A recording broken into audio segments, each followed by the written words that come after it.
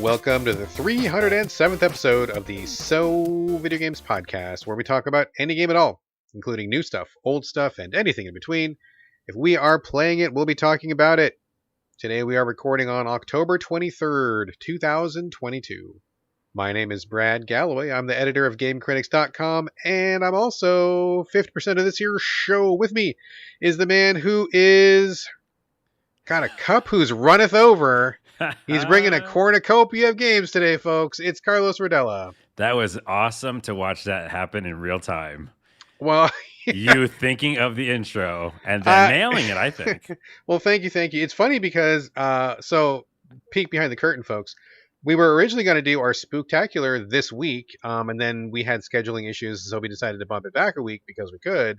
And I had already pre-written a Halloween intro, and I got to the intro, and I'm like, oh, fuck. I forgot to rewrite the Halloween intro. So I'm going to save that one for next week. Perfect. And yes, that was me doing it on the fly. So, yes. I love it, though. And I do have a lot of games. Like this, normally I'm like, sometimes struggling for what we're going to talk about in the show because, we both have busy lives and how much have we played.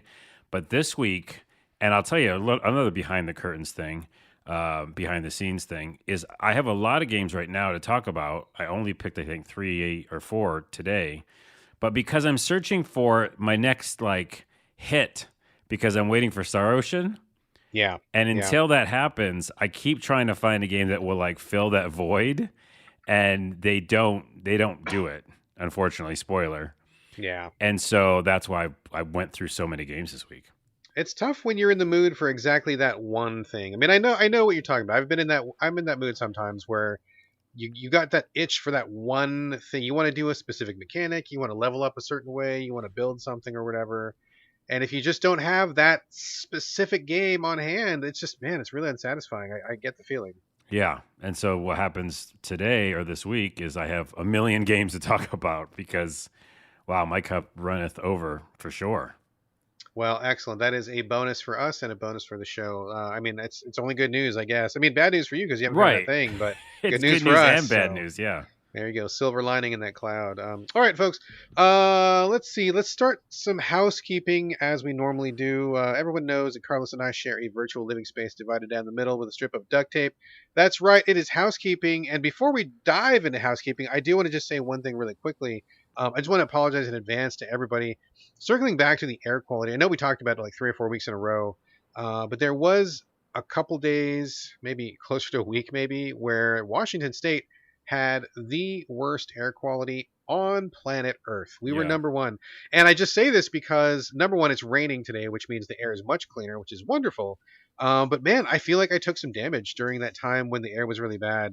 I had some pneumonia a couple years ago. Did I ever talk about this in the show? Did I mention this? Think so, no. Pneumonia is one of those diseases where, if you're watching a cowboy movie, the sickly wife or the little girl or somebody or the old timer gets pneumonia, and then they lay in bed for half the episode and then they're fine by the end of it, right? And so I never thought of pneumonia as being a big deal because it's not really portrayed as a big deal on TV, which I guess goes to show don't pay attention to everything you see on TV. But I actually caught pneumonia a couple years ago, and man, it fucked me up really badly. It did a lot of permanent damage to my lungs. I got a lot of scar tissue in my lungs, and I was so sick for maybe 2-3 weeks in a row, just bedridden. It was really bad. Damn. And it was way better than it was. I mean, it was way worse than it was portrayed on those cowboy shows. So I say this because I feel like it got really exacerbated during the time when we had bad air. And so right now, I can feel my lungs are not 100%.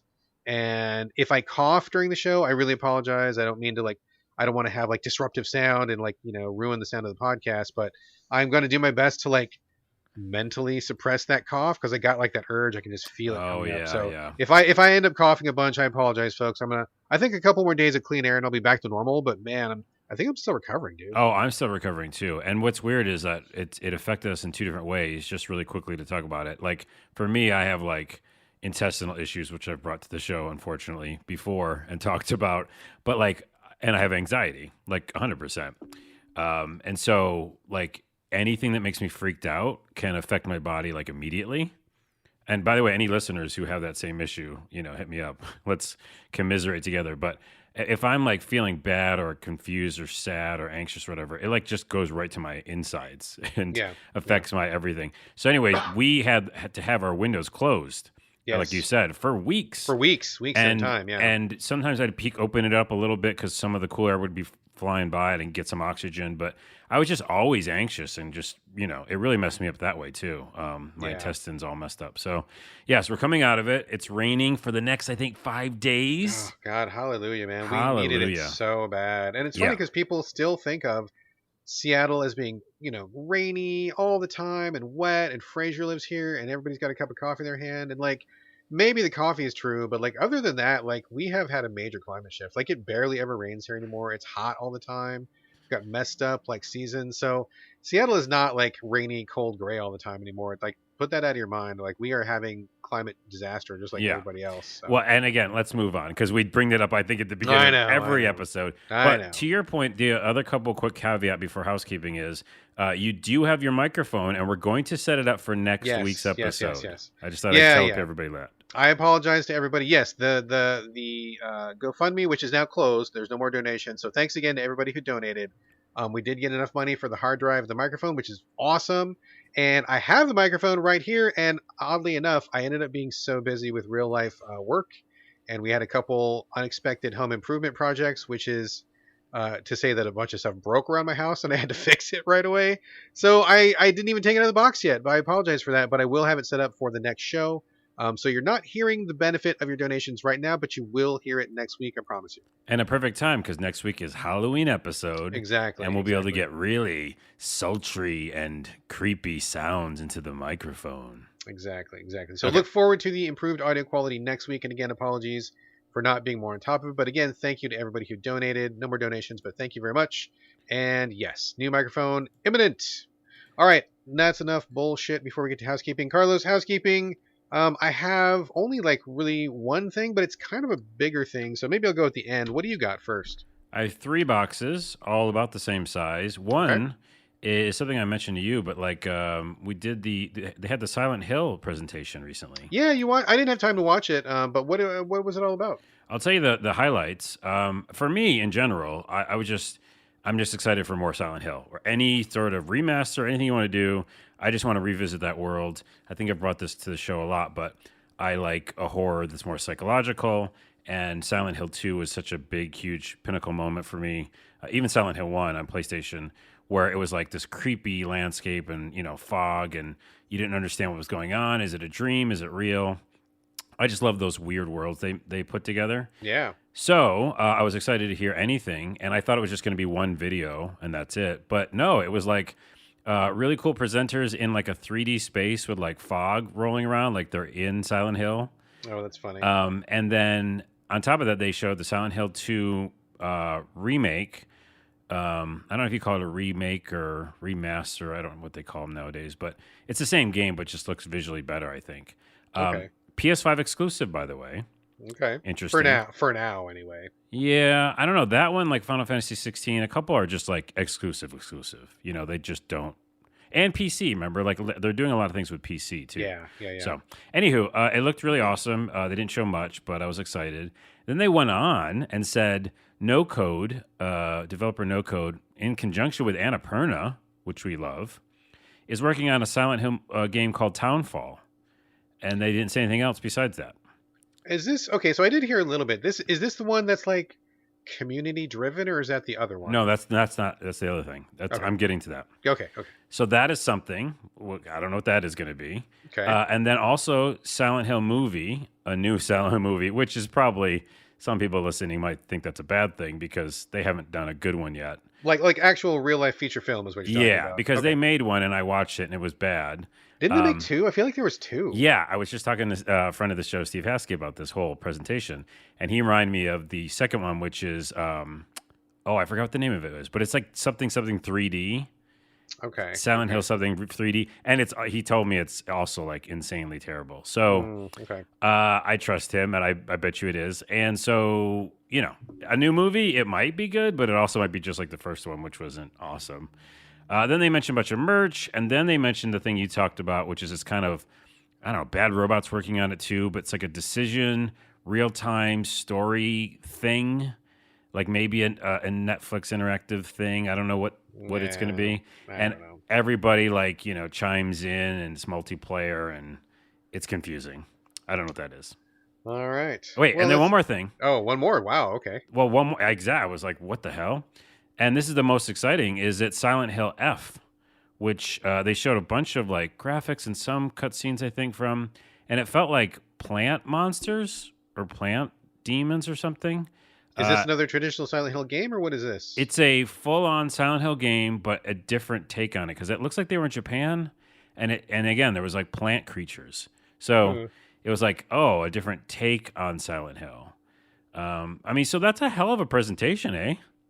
I mean, It's a lot of stuff. I didn't see it, so I can't say firsthand, but hearing about it now, and I did pick up, like I said, on a couple things, basically. But, I mean, it's really interesting. I don't know what to think, because I know we've all kind of lost faith in Konami over recent years. You know, their shift to, like, doing pachinko machines and kind of just making a lot of really bad decisions recently in terms of the game space. So, I don't know if they're trying to get their mojo back, or are they just trying to cash in on the Silent Hill name, because it's one of the very few IPs left to them that people still have some love for. So who knows, man? I don't know. I mean, and truth be told, I'm not the world's biggest Silent Hill fan. So even I know a lot of people are excited. A lot of people in my timeline are very excited, which is great. I'm happy for everybody. I'm just going to sit on the sidelines for now, and we'll see. I'm not the biggest Silent Hill guy. So. Yeah, I mean, it's not. This isn't for you, really, the presentation. But Yeah. At the same time, I just was. Yeah, even if it's Konami's made bad decisions, I agree 100%. But this is a franchise that we do like, and if the people working on it are super passionate about the games, then something cool could come out of it. So yeah, I mean, and I think what you said was exactly right. Like, I think if they do let people who care about the IP drive it rather than the bean counters up in Konami headquarters, that might be the turning point that they need. So I guess let's keep our fingers crossed that they are going to get people who actually give a shit about the franchise, and that this is not another oh, by the way, there's also a pachinko tie-in cash-in sort of thing like they did before. So. Right. And on top of that, you have like just what you said, like No Code is working on Townfall, right? So they're doing their own thing. And then you have like fresh takes on things as well. Sure. Yeah. So yeah. we'll fingers see. Crossed. Fingers crossed. And the other little box I had was I went back to Oricru. How do we say it? Yeah. Or Recrew or Oricru. I don't know if we've ever decided how you're supposed to say it. Jeez, but okay. We said we wouldn't go back until the developers put in a mode that was not like Dark Souls. Yeah, basically. yeah. We talked about that last week's episode in case anybody missed that. Yeah. Well, I went back anyhow because, as I aforementioned, I'm looking for something to fill the void until Star Ocean gets here. I went back because it's an RPG, and I was like, maybe there's a way I can mess around with this. So I did turn it to story mode. I didn't know they had that. In terms of difficulty? Yeah. And I was like, will that do anything? Because it's still Souls-like. And it did help because the enemies went down quicker, which means I didn't have, just immediate death. There were still sections where you just get killed immediately, which I thought was bullshit. And then I realized you're just not supposed to go there, which is kind of shitty, but you're supposed to go a different way. So when classic Souls design. Is that what happens in Souls even? Oh yeah, when you go, I mean that's like Dark Souls. I feel like Oricru, I think. Jesus is aping Dark Souls 1 pretty heavily, and it's pretty well known that in the first bonfire, I think there's like 3 ways to go, and everybody who went the way with the skeletons was like, this game is so hard. Well, yeah, they don't want you to go that way because you're totally not ready. So the skeletons will rock you. You're supposed to go like up the hill or whatever, where there's just like a couple of bandits or whatever. You take them out, no problem. So they're trying to like by game mechanic tell you are not ready for this area. So I think that's what they're doing here as well. I don't like it in those games, and I don't like it in this game because if you are leveling yourself up, like I was in the easy mode, I want to call it, whatever. Yeah. I felt real strong against all enemies. Okay. Including really big ones.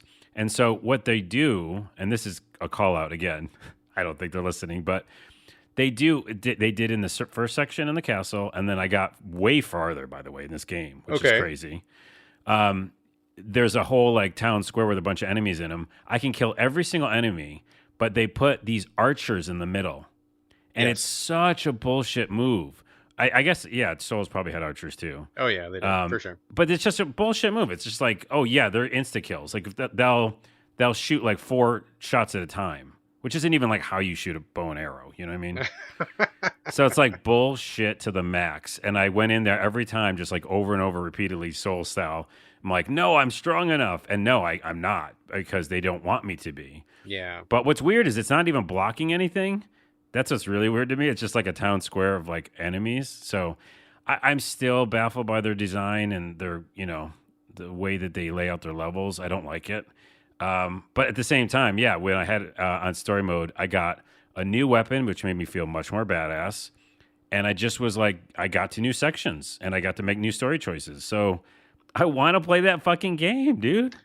Well, we threw down the gauntlet to the developers last time. We asked them to make some changes to the gameplay that would actually support their story. The changes, their game design doesn't make any sense in regards to the story they're trying to tell. So we told them we would come back to it. Told them we would both play through it. That promise still stands. But yeah, I mean, I would love to play it. I was kind of intrigued by what was going on. But FromSoft is FromSoft, and nobody else is FromSoft. And I feel like you got to really understand what's going on. And if you don't, if you understand like the form but not the function, you're doomed to do what these guys did, which was make a game that kind of looks like a Souls-like but doesn't feel like one. It doesn't satisfy like one. It doesn't really make sense in what they're trying to do. So Yeah. hopefully they'll turn it around. And in fact, I even told their PR agency what we did. I told them specifically we threw down the gauntlet, and hopefully, I mean, I'm sure somebody on that team, at least one person, listened, because if you make a game, most people are very curious about what other people say about that game. Yeah. And I wouldn't be surprised at all if they listened to our comments, but I haven't heard anything back on it yet. So yeah, especially two podcasters who are like actually saying that they're interested in your game, Yeah, yeah. And so anyways, I went back because I wanted to make sure, that we did our due diligence, that there's not another way for us to like enjoy the game. And I was real close to coming back to this episode today and being like, no, I like it now or something. But Yeah. they still put in those things, which again, like Souls style, they come back to life. So those bow and arrow guys, even if I end up killing some of them, they'll be back the next time. And that is defeating. Yeah. Well, see, that's where I think they really missed a trick, right? Because just to circle back for a moment, again, we talked about this last episode, but the hook to Oricru is that your guy is the only guy. Well, it's like him and three other human beings are the only people who are immortal on the planet. And so everybody wants you to do shit for them because you're immortal. So you can do these suicide missions. You can do things that other people can't do because even if you die, you'll come back. And that's kind of a cool hook. I like that. But instead of rolling with that, they implemented like generic soul stuff to where you die, everybody else comes back too, which makes literally no sense whatsoever. So I feel like they could have set up where they could have tougher enemies, or like you said, this archer area. And if all you did was take out one archer and the other ones are still there, that's okay, because theoretically you could come back because you're immortal, kill one archer at a time, and after 4 runs, the square is clear. Yep. That's a cool implementation of their story and the mechanics, but instead they went traditional Souls, which makes no sense. So everybody comes back when you die, which is like, what?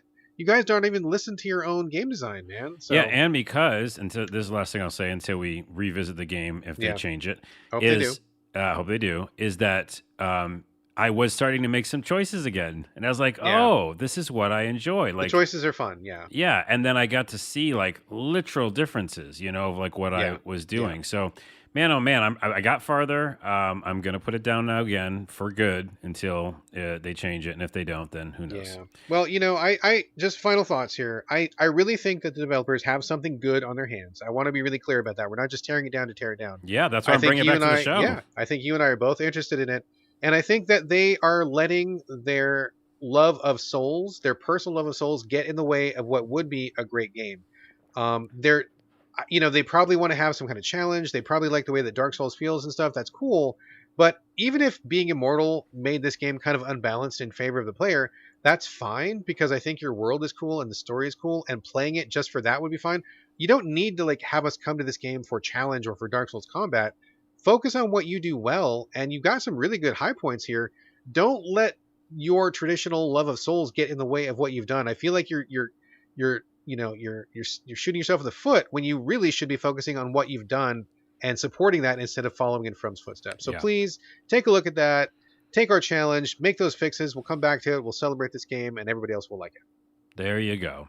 I have one more box, but do you want to open yours or? No, I'll go last. Go ahead. Okay.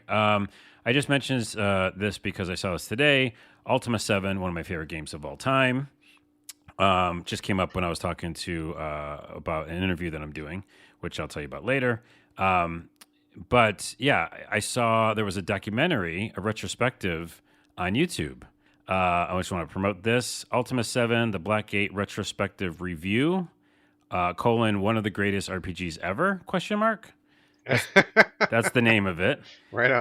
Right The on. username is Tyree XU. I'm not How gonna do do you spell it justice. so people can Yeah, find so it? it's TIERYASXU. So that's the user on YouTube. So check it out because he did a really good job of. I mean, it spoils it, So if you don't want to story spoilers, I mean, this game is like what, 30 years it's old or super something? old, yeah. So yeah. But it's also just a super like cool look and even like a different perspective than I thought of because I haven't played it for a while either, even though it's one of my favorite games. And he just reminded me of a couple really cool things about it. One, Ultima 7 is a pretty dark game. The idea is that you're this avatar from all the Ultima games, which is this kind of like, nameless, faceless person who is you, the player, going into the world and becoming the avatar. And in general, in the past, you've done things like had to make sure you're a good person. And it was really about values and honor system and virtue. And it, is that being tied to RPG was kind of a new concept, which is, one of the groundbreaking parts of it. But Ultima 7 was like, hey, you, the Avatar, has been gone for 200 years. So like Britannia's kind of messed up and dark now. and you start the game and it's a detective like murder mystery. Interesting. Which I kind of remembered, but like and it's gory. Like there's like a guy who got like, destroyed and murdered and it was like bloody, although it's like pixel graphics. I was gonna say, what do the graphics look like? Aren't these pretty small pixel graphics? Yeah, they're like, 3/4 view pixel, Okay. graphics. And it's for the time it was groundbreaking too, but yeah, I mean, there's a couple of really cool things about it, but I just want to bring it up because one, I think everybody should check it out because this is a huge game in history and I need more people to know about it. But also just a different take, which I hadn't thought about for a while, which is that it's a pretty dark game and it talks about a lot of like interesting things that are kind of happening even to this day when it comes to, humanity and how we treat each other and, cults and stuff are in this game. So anyways, I think it's an awesome series because, or at least an awesome video. I think he's going to do more of them because it just kind of shines a light on the different perspective of what this game is. It's not just like an RPG. It was much more mature than I even remember, and it was talking about a lot of bigger issues. So Excellent. Excellent. yeah, I think that's really a quality that a lot of classic games have, is that you can enjoy them later on, maybe in a different context, or maybe you get some richness out of it that you didn't appreciate the first time, or even that what the issues it has can apply to people like 10, 20, 30 years later on down the line. oh yeah, Right? just like a Yeah, good book, right? exactly. Good book, good movie, good game. And as he was going through it, this is my last thing. As he was going through it, he was talking about all these the darkness in the world and this cult called the Fellowship. And I remember when I played it, similar to games today. What did Carlos do when he saw all the different factions? He just You picked one. You picked the indigenous people or whoever was the. if there were indigenous people, I would have, Yes. but no, there weren't. No. I went off and did my own thing. Oh, okay. Got it. Right. Yeah. I just like started stealing things from houses and seeing what what envelope I could push and killing monsters and leveling myself up and what I missed because of this retrospective is a lot of that the story rich stuff that was there. Lots of times I would just go off and have my own adventure, Yeah. But anyways, that's it. Just check it out. Maybe we could put a link in the show notes for the Sure. Yeah. the documentary. And All what's your right. thing? And then we can be done. So I was thinking of circling back to Mario versus Rabbids Sparks of Hope. We covered it last episode, and at that time, I was just kind of barely scratching the surface of it. I had gotten through like a world or whatever, but I still, clearly could tell there was a lot more to come. And we talked about maybe me giving it like a review score, which I felt pretty solid at the time, but I just wanted to see more, so I figured I would revisit that right now. I don't know why I'm like pausing so long on my words right now. We revisit it. I don't know why I Here paused we so go. long on that. Yes, that was not intentional. But yeah, I figured I would give it back and give it like the official So Video Games review.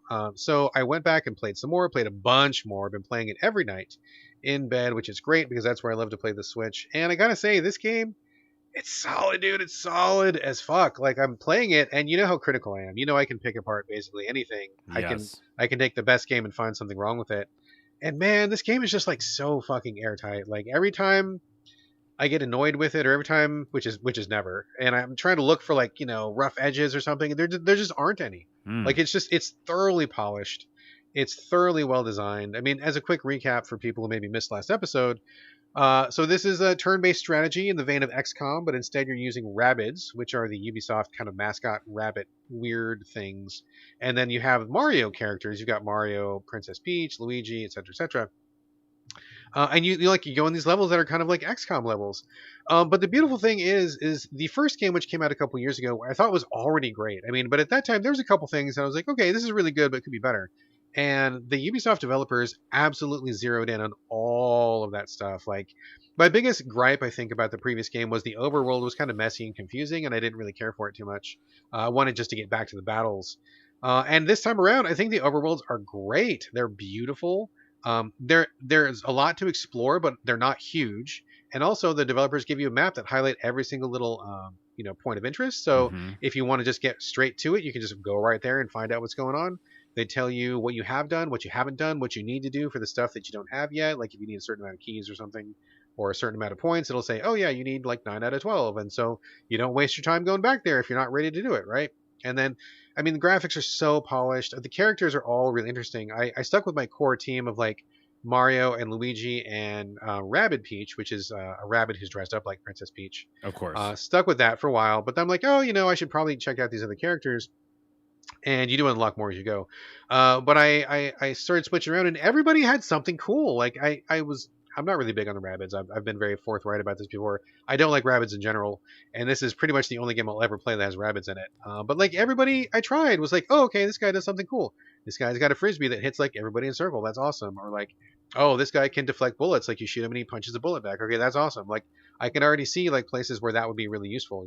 And on top of that, the movement systems are just so good. I think it really leverages Mario as a franchise in conjunction with what we generally think of as XCOM. So, I mean, I've said this before, but like, for example, mobility is really a huge aspect of this game. You can move forward like a regular XCOM game, but then also you can have one character jump on top of another one and launch them really high in the air. So that not only gets you up to higher elevations, but it can also make you glide to get in back of people, to flank them, to get in back of some other cover that you might not have been able to get to. And you can also attack people when you're walking around to get like little extra hits in. You can do like a little Mario slide, like you were going to be knocking over turtle shells or something. Oh yeah. Yeah, so they really leverage like the Mario franchise in like brilliant ways that have really key effects on the gameplay. And I think that the difficulty levels are really great. It can be really difficult if you want it to be. It can be really easy if you want it to be. And the UI, perfect. Like I have no problem reading all the information, leveling up my dudes. They're really flexible because if you put level up points into somebody and you're like, oh, I didn't think I wanted to do that. They're like, yeah, no problem. Take it back.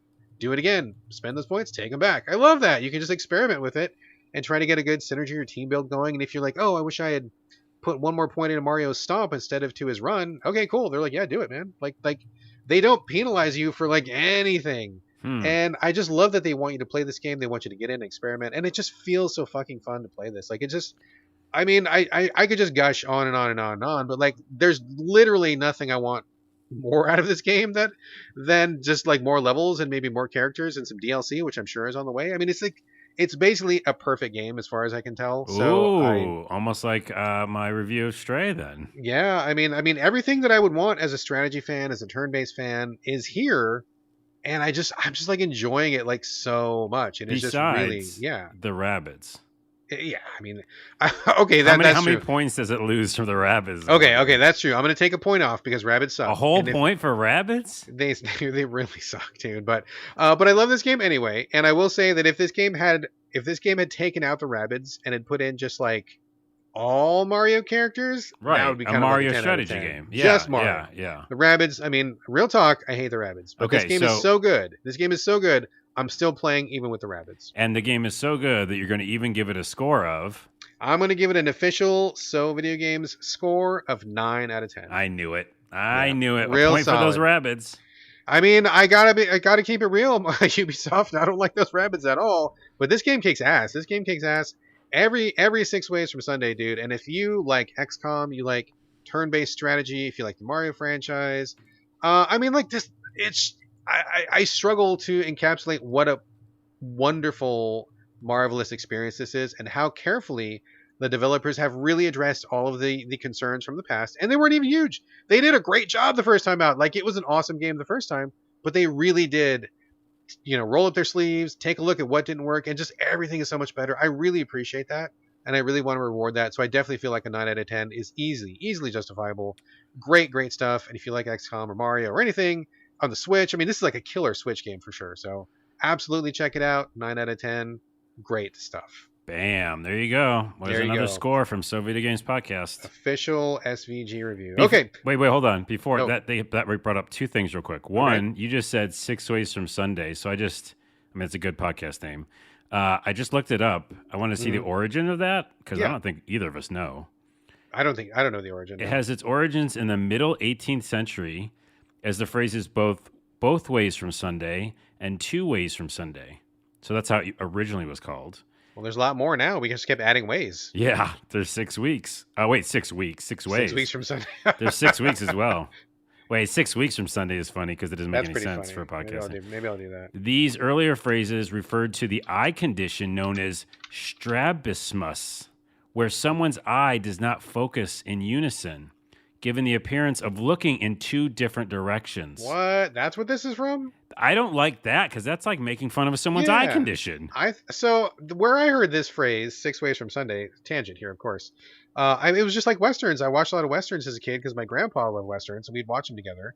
And they would often say, oh, yeah, I'm going to rip you a new one, 6 ways from Sunday or something. I always just took it to mean like extremely thorough, like you're going to get a beating every other day except for Sunday or something like that. You know, like I've never had any knowledge whatsoever that it had something to do with somebody's eye condition. That sucks. Well, it did in the 18th century. And so we've changed it. And then, like it says it picked up again and morphed and changed. I'm not going to read the whole Wikipedia. Sure. Anyways, it's a weird phrase, and I just thought to bring it up. The other tangent, we got the name of the episode out of it, didn't we? We did. There we go. And the other tangent, real quick, and this is a long one. I'm going to try not to go on it, but I have to bring it up because it came up with when you just said you can change the difficulty on Rabbids. Yes. So extremely different, right? So you can do super hard or super easy. Yes, correct. Yes. I've never brought this up on the show. I always wanted to. Just really quickly, the only thing that bothers me about that, and what probably bothers me when I do RPGs or something and it says story mode, is because, well, back in the day, there was none. There was no options. True. Okay? That's true. Brad and I come from a time where there was no options. True. I mean, literally none across any game ever. No, it was like you push start and start playing the game. That's all you do. Yeah. So it's like once they started introducing that, I get wondering, especially if it's a story game, I get wondering, and maybe it's just me, what difficulty mode is canon? I don't know. I've never said that on this podcast before, but that's the only thing that bothers me. Because if it's really, really hard all of a sudden, then is that the story? You know what I mean? Or if it's really, really easy, and I'm doing this fantasy again, this empowerment fantasy, where my hero has this big sword, and if it's easy, that means, oh, well, because he's got such a big sword, and he's the hero, and it should be easy. You know what I mean? I know I'm thinking too far into it probably, but I do think of that when I think of difficulty options. I mean, my only answer to that, I haven't really thought about this before, but if you were to pin me down right now, which I am, I feel like normal would be the canon difficulty. I mean, that's normal. That is what I would assume they want most people to play on. And I guess that they would skew that to give whatever appropriate difficulty they felt. And of course, I think that one thing that you're kind of like obliquely suggesting is the gameplay difficulty being part of the narrative, as in the hero overcoming these struggles. He's got to level up. He's got to get a better sword. That's part of the story, part of the experience, which I think some developers do, and I think some developers don't. I don't think that's really the same across the board, and I think it's kind of a decision, a really high-level decision of RPG designers. I don't think that everybody takes that into account.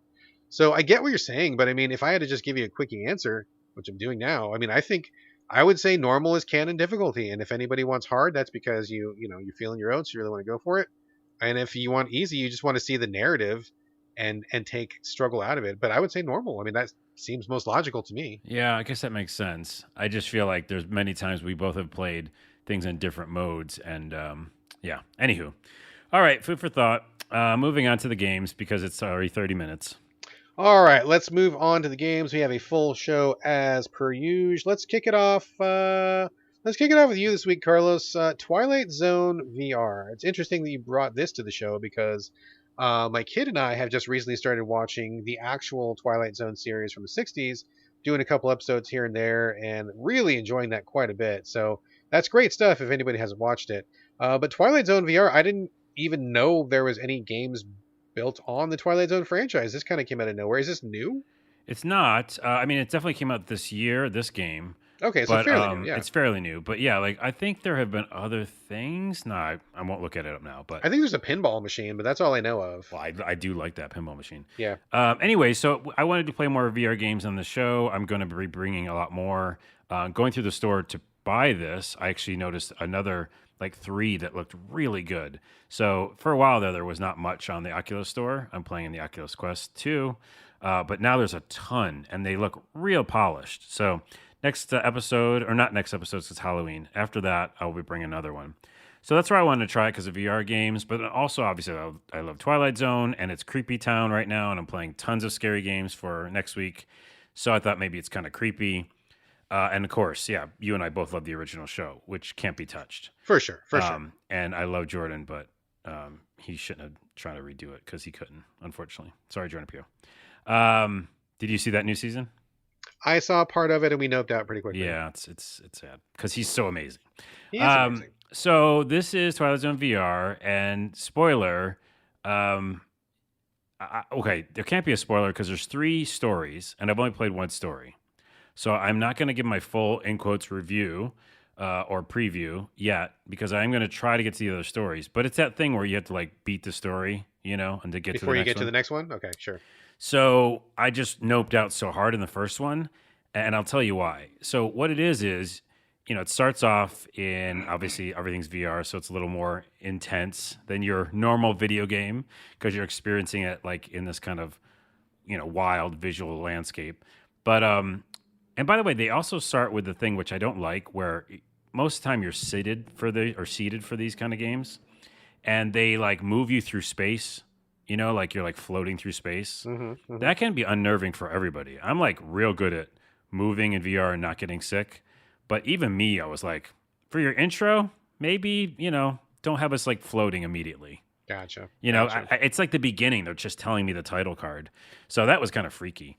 Anyways, I really like the concept of the first story, and I'll just bring it to you in case anybody wants to, check it out. But I'll tell you why I had a problem with it. So you start as a video game designer, but I guess you're an asshole, and all of your employees don't like you. Boy, I don't know. That seems a little prescient. A little too real there, maybe. I know, right? Which is interesting. Although I didn't want to be the protagonist as an asshole, sure. And then what they do is they put you at the in the the office, which I love these kind of environments that mimic real world stuff.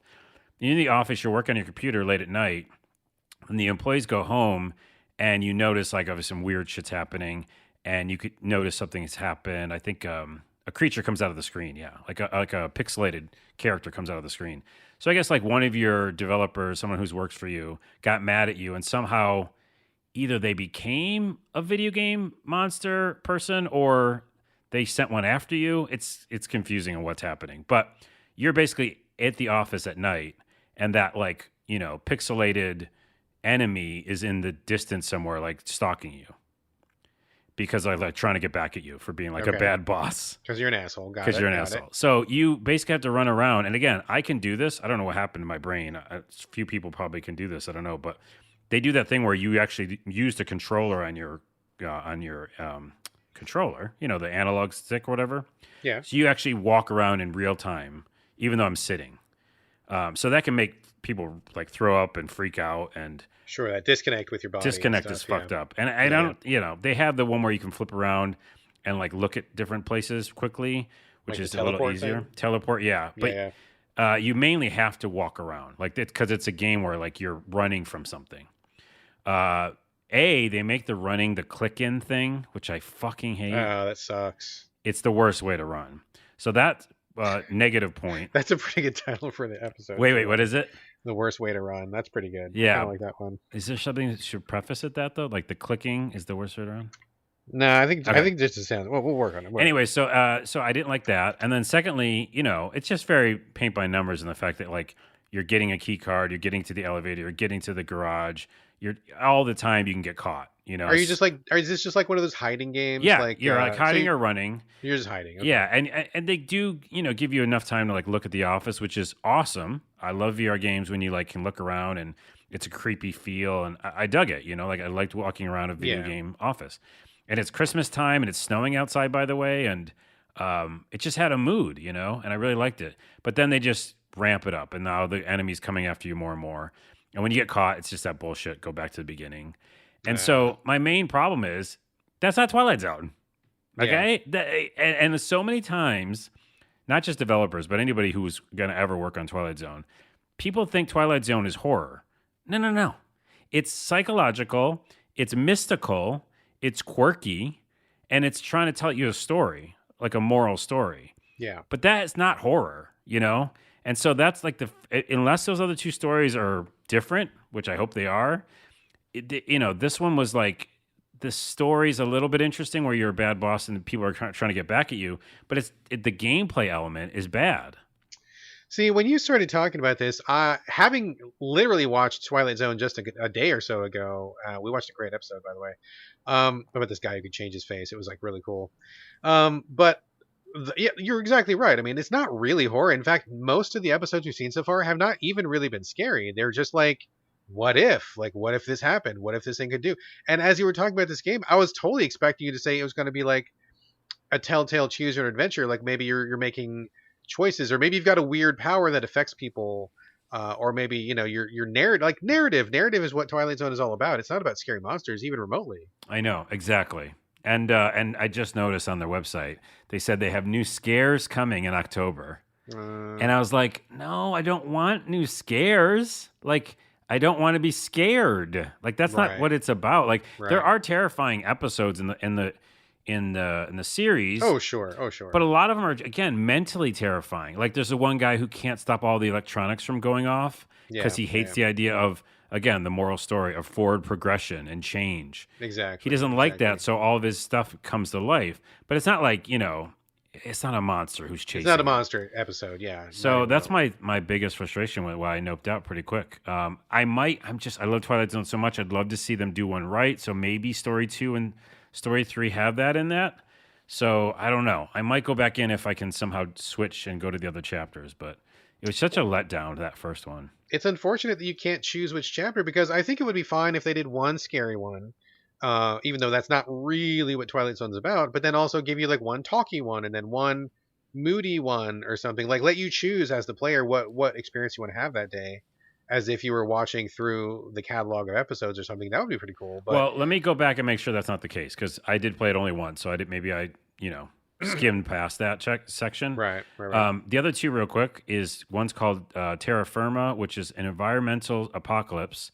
One survivor must face mysterious phantoms as he searches the city ruins for a glimmer of hope. See, again, phantoms makes me think you're going to run from phantoms. Right. And the last one is the clock is ticking for a science fiction writer, good, who finds himself captive on an insidious alien vessel. Aliens are going to chase me, I bet. Yeah. All right, well, Seems like they're setting up for like all three are kind of going to be maybe reskins of each other. Yeah, we spent too much time talking about it already. I just wanted to bring it to the show, say that I did try it because I kept talking about I'd try it. I think I might not like it, which sucks, but I am going to try more VR games, so that came out of it. All right, well, there we go. Circle back, let us know if it gets better. It seems like probably won't, but who knows? Who knows? Okay, we'll see. Who knows? All right, let me talk for a minute about a couple titles I tried this week. First one is Dropsy. This one came out a couple years ago, like on PC, and it made a pretty big splash. It's a point-and-click adventure, but the thing that people remember about it is the main character is a clown. And not only are clowns scary in general, this clown is like horrifying. He is very frightening to look at, very unsettling. And it's interesting because he's actually a very nice person. He just looks like a monster, but he is not a monster. He wants to give people hugs and he wants to help people. So it's this really strange like mental disconnect of, oh my God, this guy looks like somebody I want to put 2 shotgun shells into, but actually he's just like a really nice guy who looks very unfortunate and scary. Have you ever played Dropsy, or did you see this when it came out a couple years ago? Yeah, I've seen it on Steam. It came out a while ago, actually. Yeah. And I remember remembering that clown looking horrifying, but then noticing that he was just hugging everybody. Yes, exactly. This came out a while ago, and Like I said, it is a point and click. It's oh man. So anybody who listens to the show knows I have a kind of a love hate with point and click. When they are done well, I love them. I think they're so fun. But very few of them do them the way that I like them to be done. And I have to say that this one is absolutely not the way that I like it to be done. So it's a 2D pixel base. The art is just all really unsettling. Everybody looks creepy. Everything is scary looking, even though like it's not really a scary game. It's not really a horror game. It just everything about it just looks kind of nauseating, and I don't quite understand why they went for that look for everything. I mean, it's certainly a mood, but yeah, it's not really a horror game or anything. So this is not like a Halloween game or nothing like that. But basically, there's no language in this game, which I didn't know. There's no talking. There's no story, and everything that you need to do in this game is done by like word bubbles that have pictures in them or just like general pictures. And I know I've said this a million times, but I feel like using iconography instead of words is about 42,000 times harder than developers think it is. Mm. It's really tough. If you talk to anybody in the industrial design space or anybody who does any kind of technical work, everybody knows you can draw the most simple picture using stick figures in the world that says, do not put this drill in your head. And someone will misinterpret it and read it the other way because brains don't all work the same. Everybody comes from a different background. Everybody has different points of reference, different context. So it's like it's a whole ass job to be able to use iconography in a very clear and concise way. So it is much harder than developers think it is. And yet I keep playing games where the developers are like, oh, I'm going to put a picture in here. And of course, everybody's going to know what this means because what else could it mean? Well, I'll tell you, brother, it could mean 17 other different things, right? You just don't know that because your brain's not working that way. So I hit difficulty with this game almost immediately because I didn't understand a lot of the iconography they were using. It just didn't make sense to me. So a lot of it was just like kind of click on things, trying to figure out what does what and kind of observation of the environment. But like, it just is really difficult. It's just really more hard than it needs to be. There's also open world aspects to this where there's multiple locations you can get to. So if you don't even know what you're doing, it's not even like you're standing in one place and you're able to stumble your way through because there's only three things to interact with. I mean, you may not even be at even the right location, right? And on top of that, there's also a day-night cycle. So that's even more difficult because people move. People move locations, and sometimes you can figure it out easily. Sometimes you can't. I feel like I mean, full disclosure, I was kind of put off by Dropsy, just the way it looks. It's really horrifying and kind of creepy.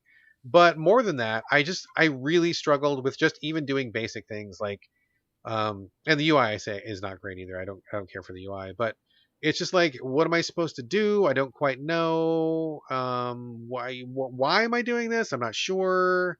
And it's like, from what I gather, your mom died in a fire. I think she was also a clown or something. She died in a fire, Jeez. and then you want to like be good because I don't know, you want to bring light and hope to the world, which is awesome.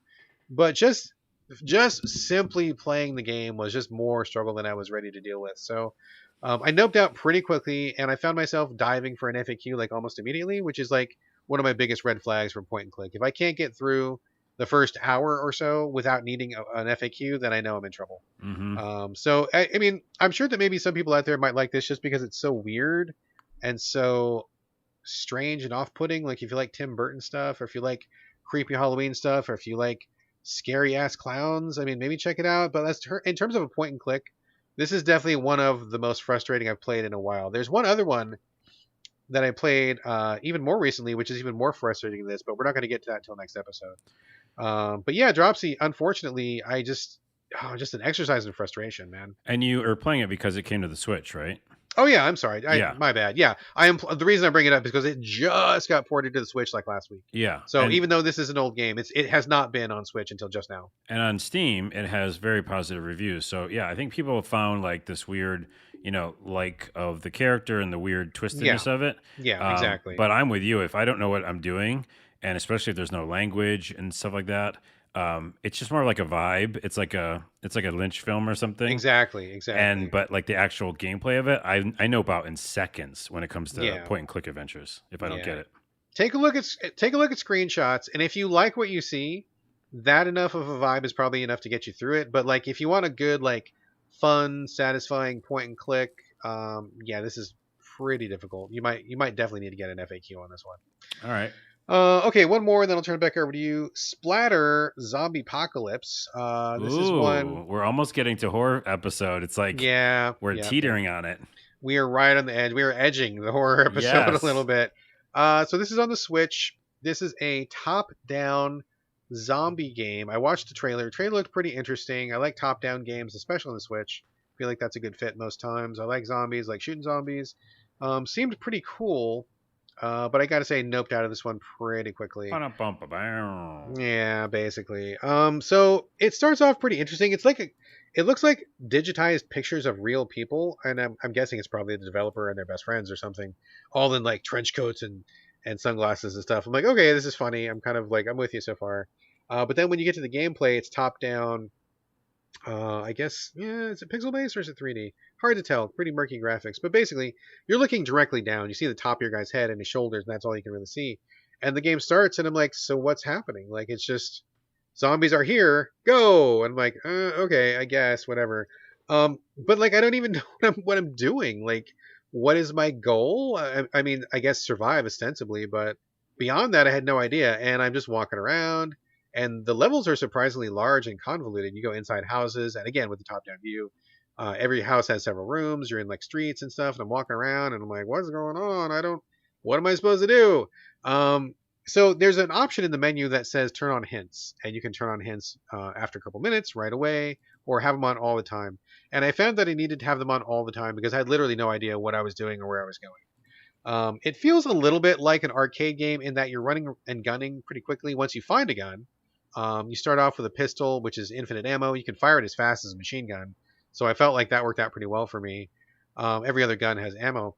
But I'm just like, I'm shooting zombies, and like, there's, like, okay, fine. And then I'm just like, is there a story? Not much of a story. I finish a level kind of accidentally, and then it goes to there's a brief cutscene.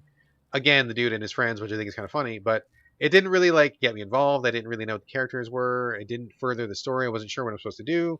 Start the next level, basically the same thing again, walking through a bunch of towns and houses at random, seemingly, and then all of a sudden I get like completely swarmed with like 50 zombies and I die. And I'm just like, okay, I mean, you made a zombie game, cool, but like I feel like there's so much left to do in this game, like a story, missions, waypoints, objectives, Yeah. anything. Like it's just like the barest bones of a zombie game. If you just want to shoot stuff on a screen from a top-down perspective, go for it. But this is not anywhere near ready for prime time, so I noped out of it like almost immediately. I think I played for maybe like 10 more minutes after I got killed that one time, and it was just like, whatever. I don't even know what I'm doing. I'm just moving stuff on a screen, so whatever. Noped out. Well, if you noped out, I'll use this opportunity to talk about a different game called Splatter on Nintendo Switch. Okay, okay, go for it. Because I just typed in Google Splatter because I forgot what you said. It's Splatter Zombie Zombie Apocalypse, yeah. apocalypse. Yeah. But the actual game Splatter has a demo out right now. It's $1.99 on sale, and it's you like a little molecule or something, like a little squishy blob, and you're like sliding around a bunch of paint splatters. Is it the one? Is this like something where you need to like color the environment or something? No, it just looks like a platformy in a way, but like you're going upside down and all over the place, and it looks like really relaxing and fun. So Huh, never heard of it. We'll check check it out out. Splatter instead Check it of the out. other game. There we go. All right, man. Let's see. Back to you for Batora Lost Haven. I think this is one of the ones that was on the Xbox Demo Fest a while ago, wasn't it? It might have been. I don't know if I played it back then. Okay. Well, why don't you fill us in? I think I know what you're going to talk about. I think I played the demo, but give us the full Carlos Rodella rundown here. Yeah, so in my search, and why I have like 16 games on the docket, and I'm only get to 3 or 4 of them today. In my search for finding something that will, fill the void from Star Ocean not being here yet, I wanted an RPG. This is an action RPG in a way, heavy on the action, and it's top-down, three-quarters view style game, not pixel graphics, kind of just its own cartoony, style, I guess, a little bit. Okay. I don't know how to describe games. We've been Words are doing this hard. for 100 years. Words are tough. Yeah. But it's not pixely, right? It's its own style. But what the intrigue for me was obviously it's an action RPG, and they said in the very beginning in the trailer that your choices make a difference. And Okay. then Carlos's ears perk up. Well, and We like Brad's. choice. We like We choice. like choice. So I was really intrigued by that. And the story's interesting. You play as a woman who is basically around at the end of our world, or, tomorrow, uh, in real Literally right time. now, today, in Yeah. real time. Yes. So, but like a destruction of the planet, and like, it's real bad, and destruction everywhere. And so you and your friend essentially are, kind of like roaming around, and I don't want to spoil it, but you basically get a new ability by meeting these new creatures or spirits or something. And you get new abilities because you're supposed to help, I don't know, basically fix the planet because it's obviously been fucked by a bunch of real world shit. And so then by helping, by these creatures helping you, you are transported to a different place, different realms. And in those realms, you do like the combat and stuff. You're running around, killing monsters, using your new abilities that you just got. And the hook, which I didn't know, love or hate kind of hook, is that you have mystical abilities, which are blue and purple, and then you have physical abilities, which are orange. And you can switch between the two on the fly with just hitting one button. Okay, And so you got like two aspects to you. two Then. aspects to you, and two different full move sets, right? So your action physical things has a whole upgrade tree, which is the RPG element. The mystical mind thing has an upgrade tree. And so you're upgrading both those, and you're attacking in a different way. So like the mind one has a lot more range shooting, and of course I just wanted to do orange the whole time, which was melee, Melee. Okay, gotcha. and has an okay roll. I like the dodge roll. It's not bad. Maybe a 7.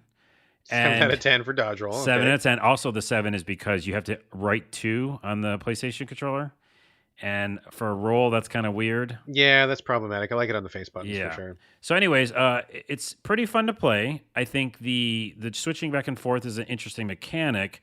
I would like to just stay with physical and like have the choice, but this game definitely doesn't want you to. What they do is when you get to an area where there's these monsters, and again, the light story is that you're in different realms and meeting different people and creatures out there that aren't on the planet Earth, in all hopes to get back to Earth and fix it essentially. So, and these like the first planet you're in and the realm you're in, you get to an area on this huge maze, and when monsters pop up, they're always going to be blue monsters and orange monsters. So you have to kind of switch between the two. Right. So kind of like Ikaruga or something like that. Yeah. Like whatever your enemy is, you got to flip to the other thing, or is it matching or is it opposite? What do you got to do? You have Matching to or match opposite? it. Yeah, you Match have to them, match it. okay. But you don't. I think you still essentially hurt the enemies. So it's not like you don't hurt them at all. Because I remember just using my physical for a while. And so I'm pretty sure, maybe don't quote me on that, but it seems like you can hurt everything. It's just that you hurt them more with the actual matching. Okay. Gotcha. And so then to the story part, it's very interesting. Like, you meet these different creatures, you kind of befriend some of them. There's a little shop, you can upgrade things, you learn about the whole kind of RPG elements, but also you are making decisions. I made like 4 or 5 kind of bigger decisions in the very beginning, and it did change what we were going to do. And some of them were kind of like light, like the light choices that will affect me later, probably. But I did like the choice element. So a couple other things I'll say about it. One of the bosses made you switch back and forth. But what was interesting, it had a orange and blue like circle around it. And so lots of times it would just be circling. So like the orange side would kind of move to the left and then move to the right. Do you know what I mean by that? Yeah, gotcha. So you could just like run around him and I could just use my orange. So I like that because I was like, oh, I want to attack him the way I want to attack him. So I just have to wait for the time to hit him. It's almost like their side of it, like. Right. So I like that. And so it seems like it's being a little forgiving. So it's not just like hardcore. And then the second thing is there are puzzles. And you know me and puzzles. Yeah, not so good. Not a fan. They're like puzzles where you move a ball around, like monkey ball, which is weird. And then there's puzzles where like you actually just walk on different, areas where they switch back and forth. So you have to do the puzzle the right way so you can get to the end, like a maze. Yeah. And so, not a big fan of those sections, but there's a ton of them, which is weird. Of course. And yeah, I think the story is interesting, and you have a main friend who you keep talking to, and it kind of remind me of what's that goo game with a lot of slime, and You have that gun where you're shooting things. Oh And man, that's a million games. You gotta be more well, you're specific like, than and you're that. like, it's like a vacuum or something, and Gru or Gree or Glee, not Glee. Mm. I have no idea what you're The talking about, TV man. I'm show sorry. Glee. Anyways, whatever. There was a game that's like that. It's gonna bother me now, but where you're like kind of talking to your friend a lot, like, and they're not there, so they're like, it's almost like a radio kind of thing. Oh, it was a recent one. Are you talking Yes, about that came out from? Oh, I know. It had the girl with the big hand, the robot yes, hand. Yeah, yeah, yeah. exactly. I don't know. I don't know what that is. I, you're like that game. I don't know that game. I mean, I know that game, but I don't know the name. Was It's yeah like okay. Gree or Glue. Look it up when I talk about my game because I know it just came out on like I want to say Game Pass It's recently. really good, by the way. Yeah, yeah, yeah. I Okay. know what you're Anyways, talking oh, about. I beat that game. Did I tell you that? Did we bring it to the show? I think I I did. we may have. I'm Okay. not sure. The point is, there's a lot of good pieces to this game, so I'm not going to say anything super negative, but it's not like also super compelling for me to finish because I don't know. It's the puzzles push me out, and then also the gameplay is fun, but I also feel like I'm at a disadvantage sometimes because if I don't want to use that other ability, I have to. Right, right. They're And forcing you to go back and forth between style that yeah. maybe you don't like so much. And So maybe I don't like that moveset, right? Like some of it's range combat, and I'm not a range person at all, but I have to right. be. So, yeah, I'm kind of on the fence with it. It's almost like a 50-50 with this game. Yeah. It didn't fill the void, obviously, of the action RPG that I wanted, but it did seem to have choice. It's presented well. The gameplay's good. It's not bad. It's not broken. I felt like I saw no bugs in my whole experience. That's So good. it's a solid game. By the way, the developers worked on Remothered, which is kind of a creepy game. So they've been around for a while. Oh wow. Yeah, Stormind. yeah. Yeah, yeah. Stormmind. So it's a departure for them, totally. I think they did a good job with what they presented. So I'll give it that as my review. But I don't know if I'll go back to it. The review is I think they did a good job. I think they So did a good job, period. all right. Well that is Batora Lost Haven. I keep wanting to say Heaven. Lost Haven. Yes. And they did a good job. They So did good a job. good job. Good job. That's another good name of the episode. They did a good They job. did a good job. All right. You go Google that thing. I'm Because I gonna know look it up. exactly. Is it the ooze? Oh, it is maybe the ooze. Maybe keep looking at I it. Find said out. Grew. Nope. That's It's not it. the ooze. That's from like the Sega Genesis game. Okay, we're close. We're like dancing around the title of it. But anyway, Everybody listening at home is like, you idiots, it's we this. don't care. Move on, please. Okay. Yes. We're talking about now Warpips, which just came out for, I believe, all consoles. PlayStation, Xbox, is on the Switch, is on PC. This one caught my eye because I really like the semi-abstract pixel artwork. And that's what made me watch the trailer. I watched the trailer. I'm like, this seems like kind of a cool thing. PR sent me a code, so thank you very much. So Warpips is kind of like it's kind of like a passive game. It's kind of like a clicker a little bit. Not exactly, but basically you are one side of an army and you want to take over this other army's territory. And in the beginning of the game, they give you all sorts of reasons to not feel bad about taking over the territories. Like these guys are terrible. They only put peanut butter on one side of their sandwich, and they like whatever. He gives you like 1,000 different reasons of why you should hate these guys. Whatever, it doesn't matter. I'm not going to take this as any kind of social commentary. It's just a game. But in this particular case, you are starting off. You always are on the left side, and you have a little like a truck with your army dudes that you got to protect. You want to take over the enemy base. It's always on the right side, and you have a little bit of stretch of land in the middle, which is randomized. Okay.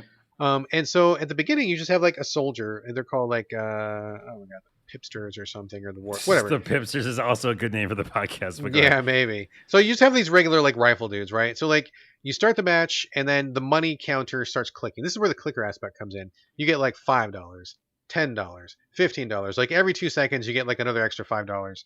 And when you have enough money, you can click a button and you send one of your dudes in a battle, and he's just like a little rifleman. At the beginning, you can have, I think, 3 or 4 on the board at a time, but you can use some of that money to increase how many guys you can have on the board. You can use that money to increase the level of those guys. You can also use that money to buy more guys if they get killed. So, like, you've got this constantly growing resource of dollars, and you can spend it however you want. And then the enemy will send out their own dudes as per usual. And then, but you're not controlling the guys specifically. Like, it's just like, okay, I bought a rifleman. I bought 2, I bought 3, and then they just slowly automatically walk towards the other side, taking cover as appropriate if they're near one, if they're near a piece of cover, shooting when they can shoot at a certain interval, throwing a grenade if they've got a grenade, and you just kind of watch it, right? So like what you're really watching is you're watching your money creep up, and then you're kind of like carefully keying off certain things at a time. As you go on, it turns out that it'll take you like 4 or 5 levels to get to the enemy big base before you like beat that area. And every time you get to a new level, like you're almost starting fresh. So there's also like a roguelike element too, where if you had like rifleman and a shield guy in the first level, you may not have that in the second level. Depends on what resources you get. So like not only are you managing your guys from minute to minute in the gameplay, but after the level's over, you used up your riflemen. Do you have any more riflemen left? You might not. And if you don't, that means you need to go into the next level with no riflemen. So you either win extra guys by battle, you get some rewards at the end of that, or there's a store where you get a lot of money. You can just buy riflemen, you buy whatever guys you want based on what's in the store. The store is also randomized, so there's another kind of roguelike element to it. But so far, I think it's really fun. I think it's really well done. I think it's really cool. I think all of the elements work pretty well together. It's pretty easy to understand, and I think that the adaptation, this is clearly a PC game to begin with, the adaptation to controller is really good, with just a couple of exceptions. I think the tutorial is not great, and I was a little bit confused for a while on the tutorial. Once I figured that out, I actually had to email PR to be like, hey, I don't understand XYZ, and they're like, oh, okay. They kind of helped me work through it. So I think the tutorial needs a little bit of work, but once you figure out what's going on, I think it's pretty straightforward and pretty fun. And I just really like the different soldier classes. You can see ahead of time who's going to be in a level that you're going to fight, and so you can plan out like, oh, these guys have a lot of trucks in this level, so I'm going to bring a rocket launcher guy. Or these guys got a lot of snipers, so I'm going to bring my own snipers. Or they got a lot of infantry, I'm going to bring my attack dogs, if you have them, So it's kind of like planning ahead for the battle that you want to have based on the guys that you have, and you don't always have the same guys all the time. So like, just to be clear, like once you unlock the rifle guys, you don't have them forever. Like you've only got as many as you've got, and once you use them up, they're gone. It reminds me of Heroes of Might and Magic a little in that way. Where like, yeah, you have the new tree of like the development tree of like I can make the archers now, Yeah, or whatever. But then you have to buy the archers. yes. Yeah. Yeah, so you need to like, as you go on, you can unlock more stuff in a store, but then you have to keep buying it, right? You never get anything to just keep forever for the rest of the game, which I think is it's kind of weird at first because you feel like you're gonna like build up an army, but I think it's also good because it really keeps the gameplay feeling fresh, right? So like in the first level, for example, I randomly got an artillery cannon, and I just assumed I would just always have it, right? So I do the first level, I've got this artillery cannon. Turns out it's like this majorly super strong weapon that you only get like once every great while. And I just happened to get it randomly the first time on my very first game, so I didn't realize how scarce it was, right? So I got the artillery cannon. I use it in the very first level, which was like super easy level. I'm blowing dudes up with my artillery cannon. I'm like, yeah, this is awesome. It's so fun. I get to the next level, no artillery cannon. I'm like, what the fuck? Where'd my cannon go? Oh, I only got it for that one level, which means now I used up my best resource. And if I had known that, I would have saved it for like further on down the line. But it made me play in a different way. I had to really rely on my rifleman in that one. And then one level I didn't have a rifleman, but I had a whole bunch of attack dogs and I had drones. And so I was sending out drones to like do suicide missions. And then the dogs are like running out and like ripping up the enemy guys and bringing their money back. So that was kind of cool. So like every level you've got kind of a slightly different spin. And if you feel like you're not really equipped properly, you usually have 2 or 3 different levels to choose from. So if you've got a lot of riflemen, but the level ahead of you is like tanks, you're like, okay, that's going to be a slaughter. Let me go to like some other level where it's like riflemen versus riflemen, or riflemen versus like, some other kind of like unit where it's like more evenly balanced. So you've got to balance what you've got. You've got to balance what you can buy, what you can find, what you earn. Then you got to balance that with who you want to fight. And then as you're actually doing the level, you got to really balance how you deploy. And there's also a little an indicator on each screen when you're in the middle of a battle. It tells you when the battle is going to go slow and when the battle is going to heat up. So there'll be like these little like a progress bar, and the red section of the progress bar is like, okay, heads up, the enemy's going to really going to put it to you during this section, so be ready, maybe be more defensive. And it kind of gives you a heads up about, okay, I should plan quick assault, and if I can get in there quickly, great. And if I can't get there, then okay, I should probably hold back until after the hot zone passes. And then once I'm past the hot zone, then I got to push the offensive. And so there's like this other little layer of strategy there. I think it's a really cool game. I think it's really, really well done. I think it's very fun. I got through the first major chunk of it, and I'm like, yeah, this is really great. I like the mechanics.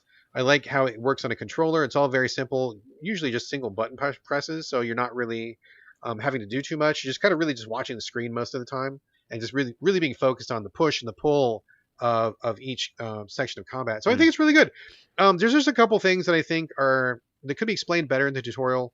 and a few things on the UI could be slightly tweaked, just for clarity. But like overall, I feel like this game is in a pretty good space. And if you like strategy games or clicker games, or kind of like, I don't want to call it an idle game because it's not quite as idle as that, but where you're kind of just watching money build up and you're giving orders to people, kind of a laid back and yet still also very tense experience. I think it's pretty cool. Like a strategy game. Yeah. And by the way, when you said that meter about like seeing the different waves, that Yeah. sounds like tower defense a little bit. In the Yeah. fact that, Yeah. you know what I mean? Because I played a tower defense game where it had that meter, and it's like, okay, now it's going to get crazy. So, allocate troops accordingly, et cetera. Exactly. Yeah. So they give you a heads up. They're like, these sections are going to be rough, so plan accordingly, and these sections are going to be slow, so maybe do a push if you want. But yeah, they give you the information there, and I feel like it's all just really well done. I feel like it's pretty polished in general. It So feels like an old school PC game in the way that you described it. Because I feel like I played those games, back in the day, which I loved, by the way, that style. And yeah, it isn't idle at all. It's like you're definitely thinking about what you're doing. totally. My question is when you said you switched between levels, there's no real story then, right? Or campaign? Is it just kind of like playing the game? There's a couple different modes. I'm in the campaign mode now, so you need to conquer, I believe, 4 continents, and then you actually like roll credits, and the game is over. So Okay. you can play a campaign mode, but I mean, it's not story. You're not playing for story. It's just like, oh, we're the good guys and they're the bad guys. Go get them. I mean, Yeah, that's basically yeah. what the story is. So whatever. It's just about the gameplay. But there is a mode where you can roll credits. There's also like an infinite mode. I think there's also skirmish mode. So there's definitely a few modes, but I'm on the campaign mode and I think it's going along really well. Cool. Check it out. Check it out. That is Warpips, playing it on the PS5, but I believe it's on everything. All right, over to you, Carlos, for Ninth Dawn 3. I don't know anything Yes. about this. Is this an old game? It's an older game, not like super old, but yeah. It's I got it because of Backlogged, which we talked about on the show. Backlogged. Backlogged, two G's. Backlogged, I was going through and looking for RPGs. I've already said this 12 times on the show because I'm trying to fill the void that is Star Ocean, the Divine Force. So it's called Ninth Dawn 3 Shadow of Erthil. I don't know that I've even heard of this one. I've Or maybe never I did heard and of I it just my forgot. entire life either. Yeah, Backlogged is the only reason I found it because I was going through, clicking through all the PS4 games ever, which by the way I finished. And I was clicking off all the ones I'd played or beat. And yeah, I was looking for the ones that Oh, so you went through every single PS4 game? You're every saying, single and you PS4 game. checked every ever. single one. Yep, ever. Gotcha. And in my hunt for the games that I played, I found this. And I was like, oh my goodness, what is this weird thing? So what is Ninth Dawn 3? And by the way, I need to go research after this because we don't do homework. The developer and stuff because I want to see if they're ever working on something now. I'll look it up now while you're talking. Thank you. So what is this game? It reminded me of, to call back to the housekeeping section, old school Ultima. Because Okay. it's top-down view, straight top-down view, and the fact that like the character is sideways 2D, but it's all like kind of cutout, like paper cutout style. But then also kind of pixelated graphics. And it looks like Ultima 1 and 2, which is a real old callback, which means just little icon of a character, little sprite who runs around the overworld, fights monsters by just pushing into them. And that's what Ultima 1 and 2 was. Very simple, also dungeons as well. But yeah, so it feels like that, where it's the fact that you can see a lot of the map. You're a little character, a little sprite, RPG guy, and you run around and you can dodge roll, by the way, which you could never do in the old school Ultimas. So you can dodge roll, which feels very good. And then you also have an attack, and your attack is the right analog stick. Interesting. Where I didn't think I would love it, I love it. Because what it does is, the minute you just aim in a direction, because there's enemies everywhere, almost twin stick shooter style, it'll just use whatever weapon you have equipped and, attack. And they'll do like the D&D math to see if, how much damage So you hang do. on. So hang on a second. So okay, I'm looking at the pictures. This does not look at all like what I was imagining it to look like. So this looks like. You're saying it's side view? It kind of looks like it's almost top down from these. So I was videos. saying it's top down with the characters looking like they're 2D, like almost like Paper Mario in a way. Because Okay. if you watch the video, the actual animation of the characters is they like flip a little bit like a Paper Mario.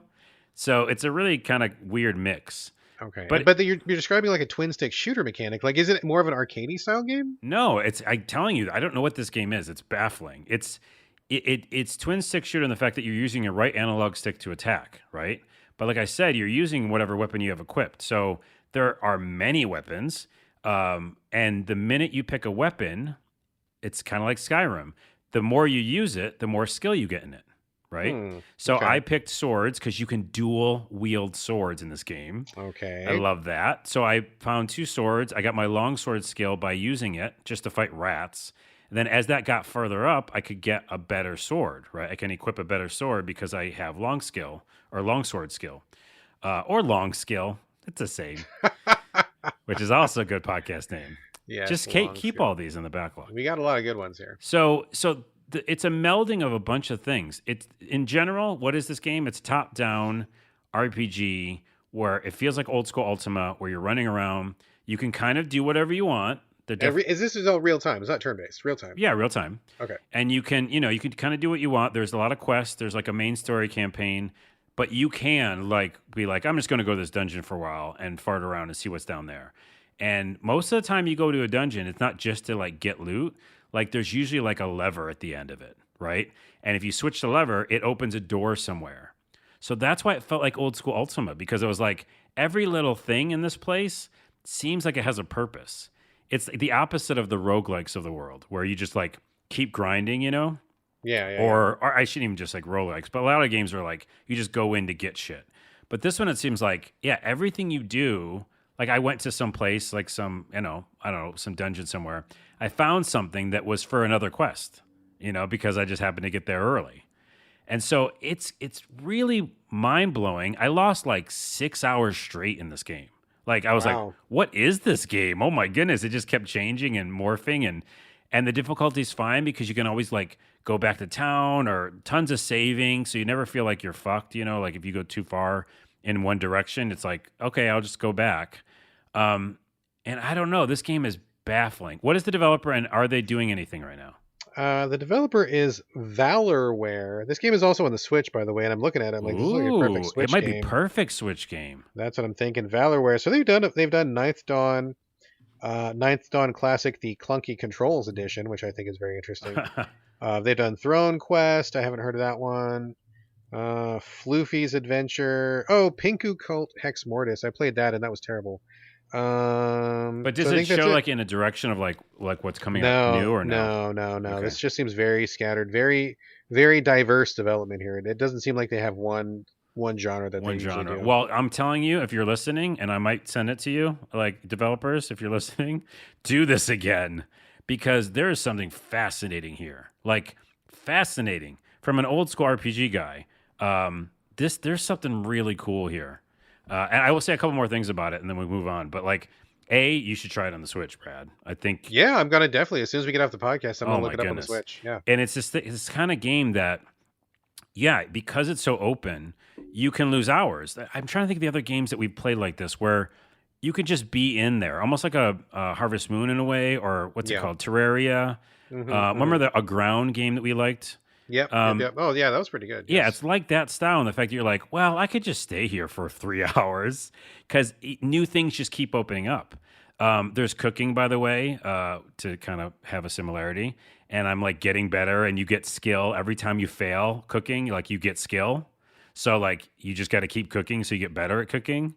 So there's a lot of that, which again reminds me of Skyrim. Like use the skill, and then you get better at it. There's some humor for sure, like with the characters and the quest givers. All the characters and little sprites seem, fun and fits the world. And I just love it. It's just so addictive. And it helps a lot that it has a dodge roll for sure for me. But I can't recommend this enough. It's like a super surprise for me. Ninth Dawn 3. Very interesting. Gosh, I'd never heard of this, or if I did hear about it, I forgot about it. It didn't really stick out in my mind at all. Gosh, you don't know what year it was released, did you? I think it was. No, I can look it up. Yeah, look it up. Whatever. Dawn 3. Ninth Dawn 3, whatever. But yeah, this seems like something that I would want to check out. So I'm glad you brought this to the show. I'm definitely gonna check it out on the Switch, and that it also seems like perfect for the Switch. So as long as there's no like lag, or if the Switch can handle what it's doing, I definitely would. Definitely check it out there. So. Oh, by the way, there was some lag even I'm playing on the PS4. Okay. So there was a little bit of lag here and there. So I don't know. That's a team totally in the development. It's not like my hardware couldn't handle the sprites. Yeah, exactly. So I think there's some there, just so you know. But the overworld is huge. By the way, it is on Steam, and it only came out in 2020. So it Okay, is so not relatively super. new. Yeah. So New. this Okay, might good. be their new direction, by the way, for Valorware. Okay, good to know. And if it is, I really more power to you. Make more games like this. Tons of monsters. I love the art style. It feels like old school Ultima. Oh, and there's a card game in it. Oh well, you know I'm in then, so we're It's like a definitely in. super simple card game. It's like bare bones card game, and I love that it's super simple. It's like monsters with numbers, and that's it. Monsters with Attacks numbers. and There's another good defense. one. That's Yeah. another good podcast name. Man, we're on a roll this week. Are you writing them all down? Nah, because they're not going to matter in the next episode. You're like, no, but they are pretty good. They're Oh all pretty well. good, but yeah. Anyway, all right, cool. Okay, so highly recommend. Check it out for sure. Check it out. Ninth on 3. Okay. Let me talk about a big one that's kind of making the rounds right now. A Plague Tale Requiem. Oh yes. This one, I didn't realize it was coming out so soon. It kind of caught me by surprise with the release. It's on Game Pass, Yep. so that's great. Best place to play games. You can check it out there for quote unquote free.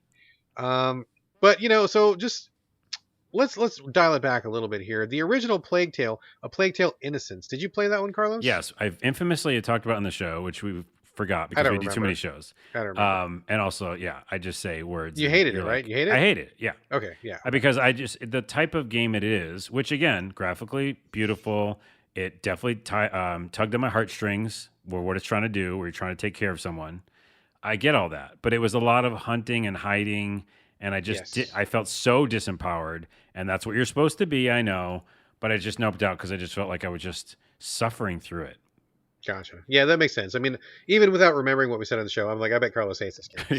That all made sense. Yeah. So I loved A Plague Tale Innocence. It was one of my top 10 the year it came out. I thought it was great. It kind of came out of nowhere and told the story of a girl and her brother.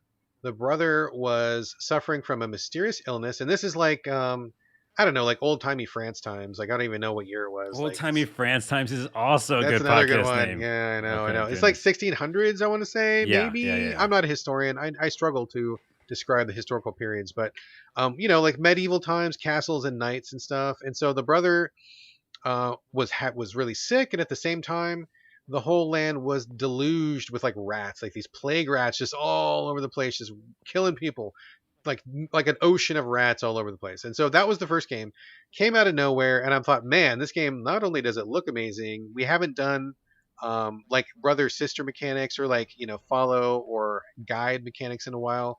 Kind of like like on a kind of a guard mission or protect mission, but not nearly as bad as that. Like I felt like it was really interesting. There was some stealth, there was some combat, story was fantastic. It went places I didn't expect.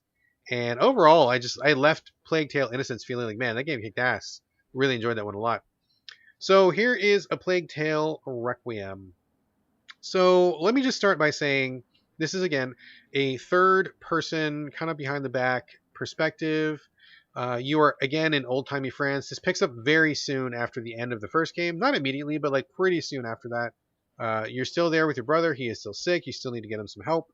You're trying to get your way through to a safe place in France, and just figure out what's going on. So the first game, Plague Tale Innocence, like I just said, I thought it was amazing. I definitely recommend it. I felt like it was a complete story, to be perfectly honest. I felt like I got a great narrative arc.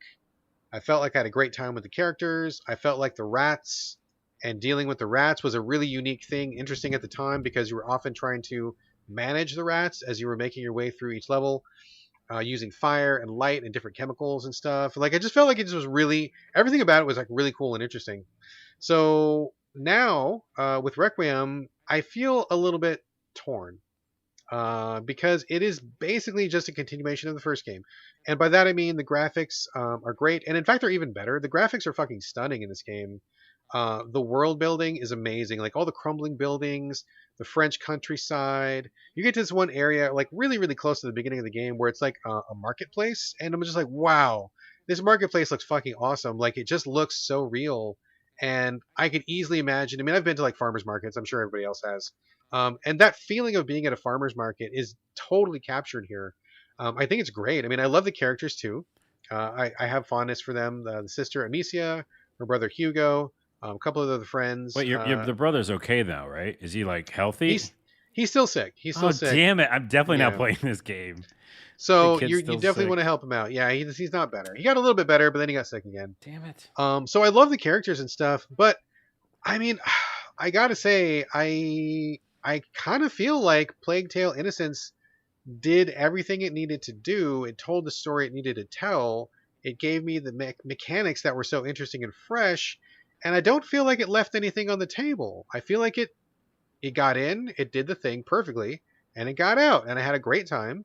And now that I'm playing Requiem, I'm like, I just feel like it's just doing the same thing again. Yeah. And I feel a little bit churlish to say it, but it's like I'm just not really interested in it anymore because we've met these characters and I felt like I got a resolution. I felt like I was okay. We are doing the same thing with the rats where there's a million rats all over the place. I'm like, okay, rats again. We did rats in the first game. I managed the rats. You had a torch, get the rats away from you. You throw fire, move the rats. Like use shadows to avoid the rats or whatever.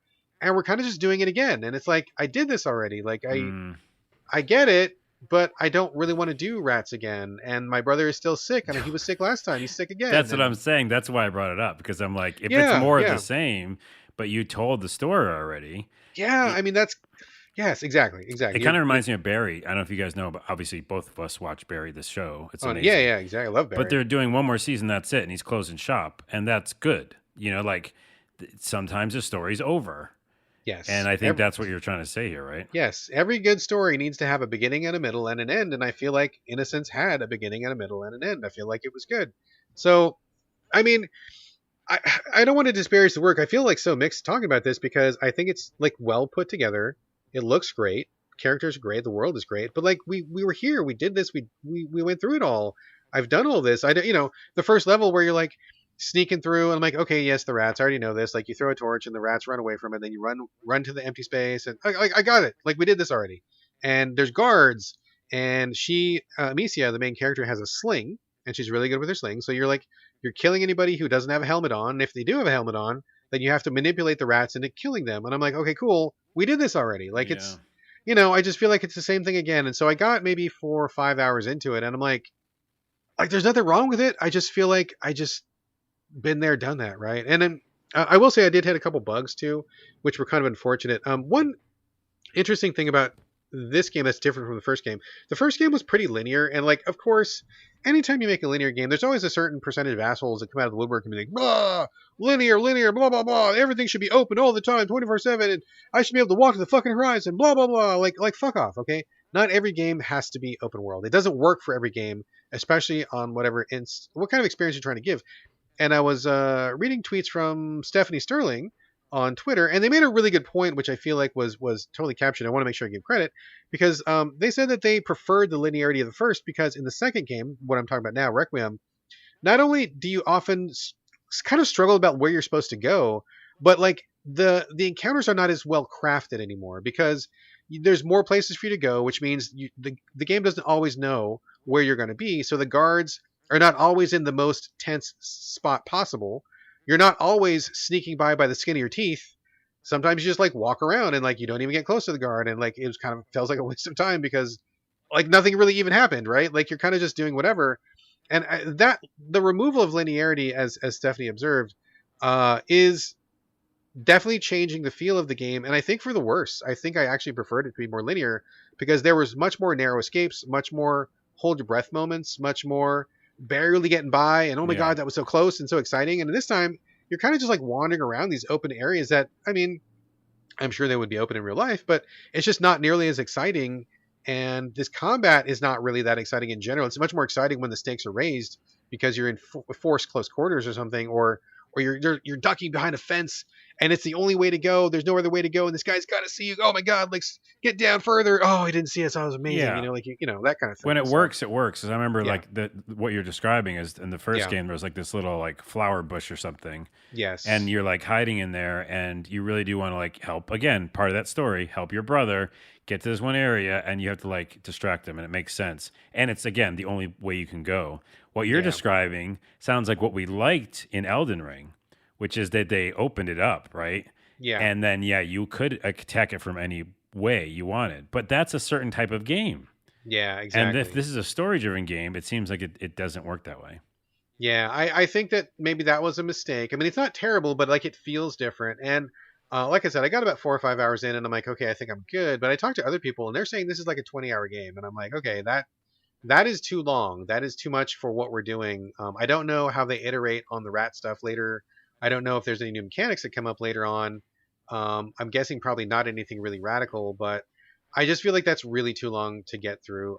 To be fair, some people who are more invested in the story than I am at this point say that the story gets really, really good at the end, and they felt like it was worth it to see the story, which is great. And I do feel like the strength of this game is in the narrative, but like I said, I felt like I got a complete story the first time, and I'm not really interested in revisiting Yeah. that tale. I will say one other thing though: there are some bugs. I did notice some bugs.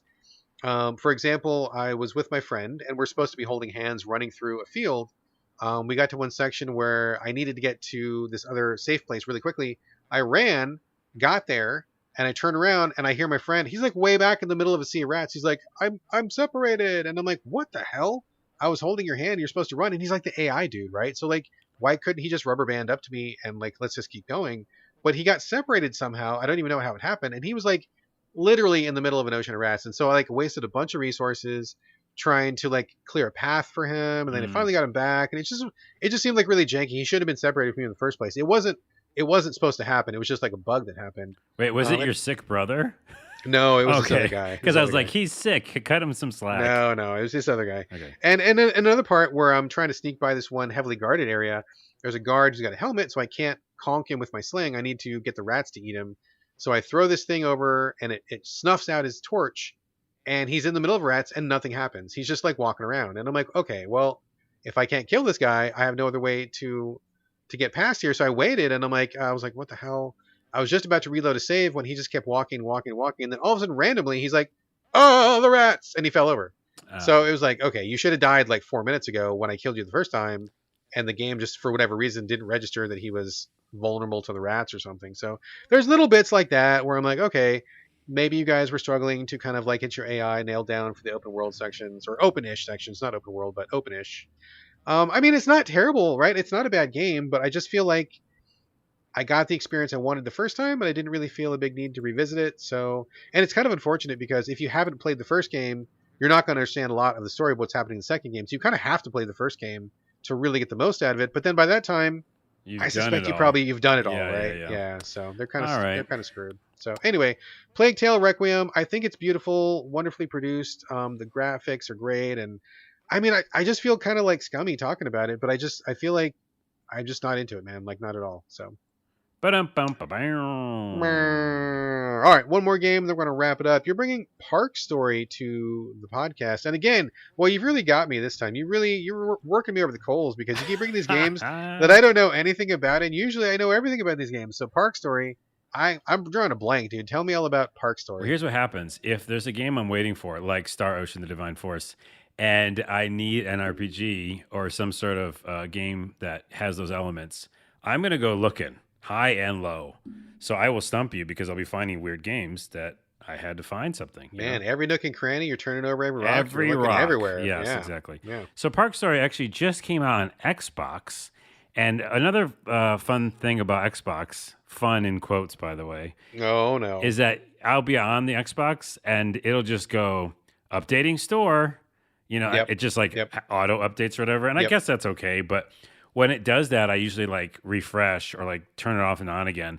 And sometimes there's just new games in the store Yeah. after it doing that. So it did that the other night. I think it was last night or the night before.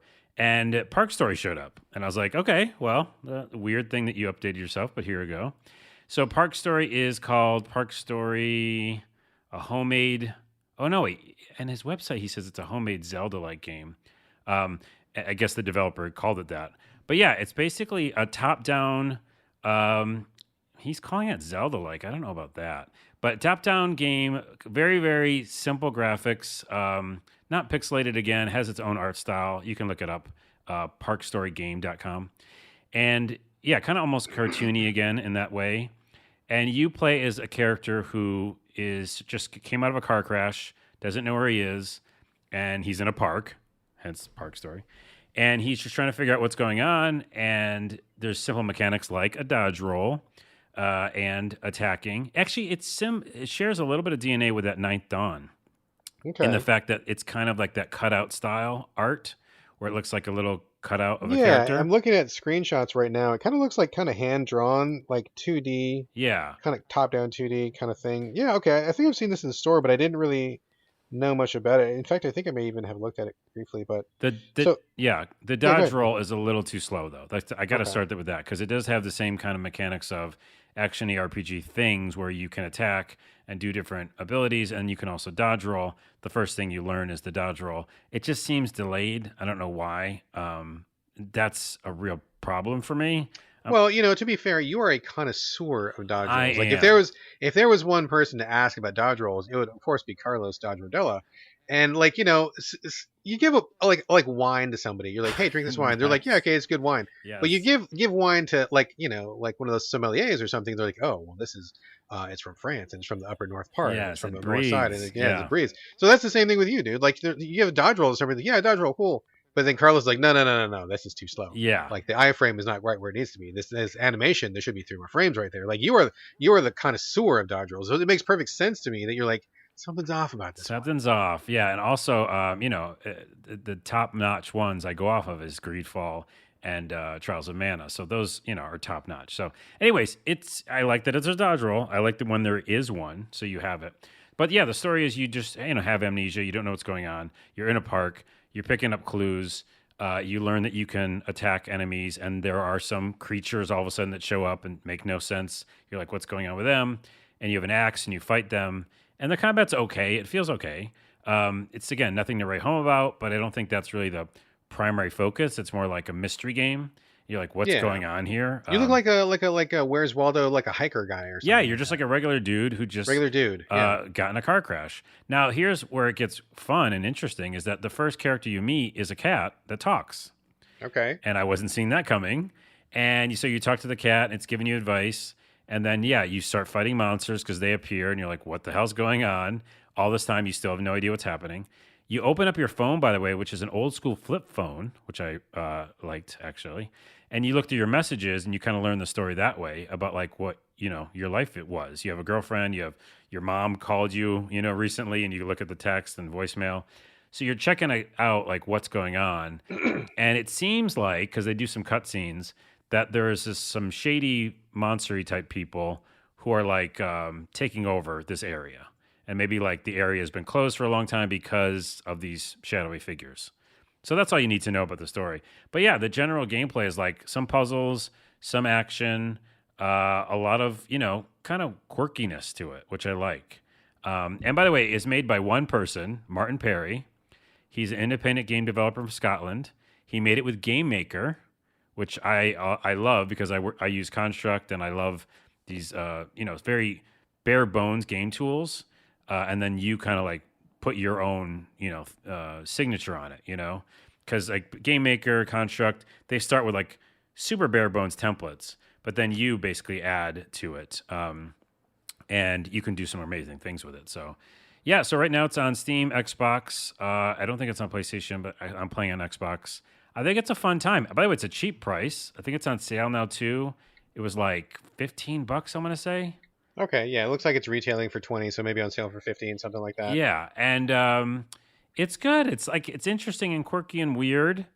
I'm gonna keep playing it. I think that the dodge roll bothers me a bit. I am a connoisseur, because it just needs to be a smidge faster. It like slows down at the end, and there's like no reason for it to do that because you're like trying to avoid enemies. But in general, I haven't like died from a lot of enemies, right? It's not like super hard. It's not your Yeah. Souls game. Yeah.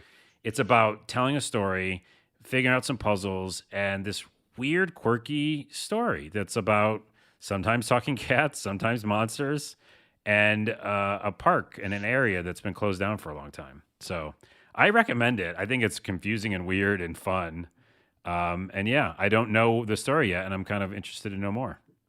I gotta say, I'm looking at the screenshots and I really like the way it looks. I think it's very visually appealing to me for whatever reason. I think your guy looking like kind of like a regular hiker dude or something is very weird and appealing and interesting in that way.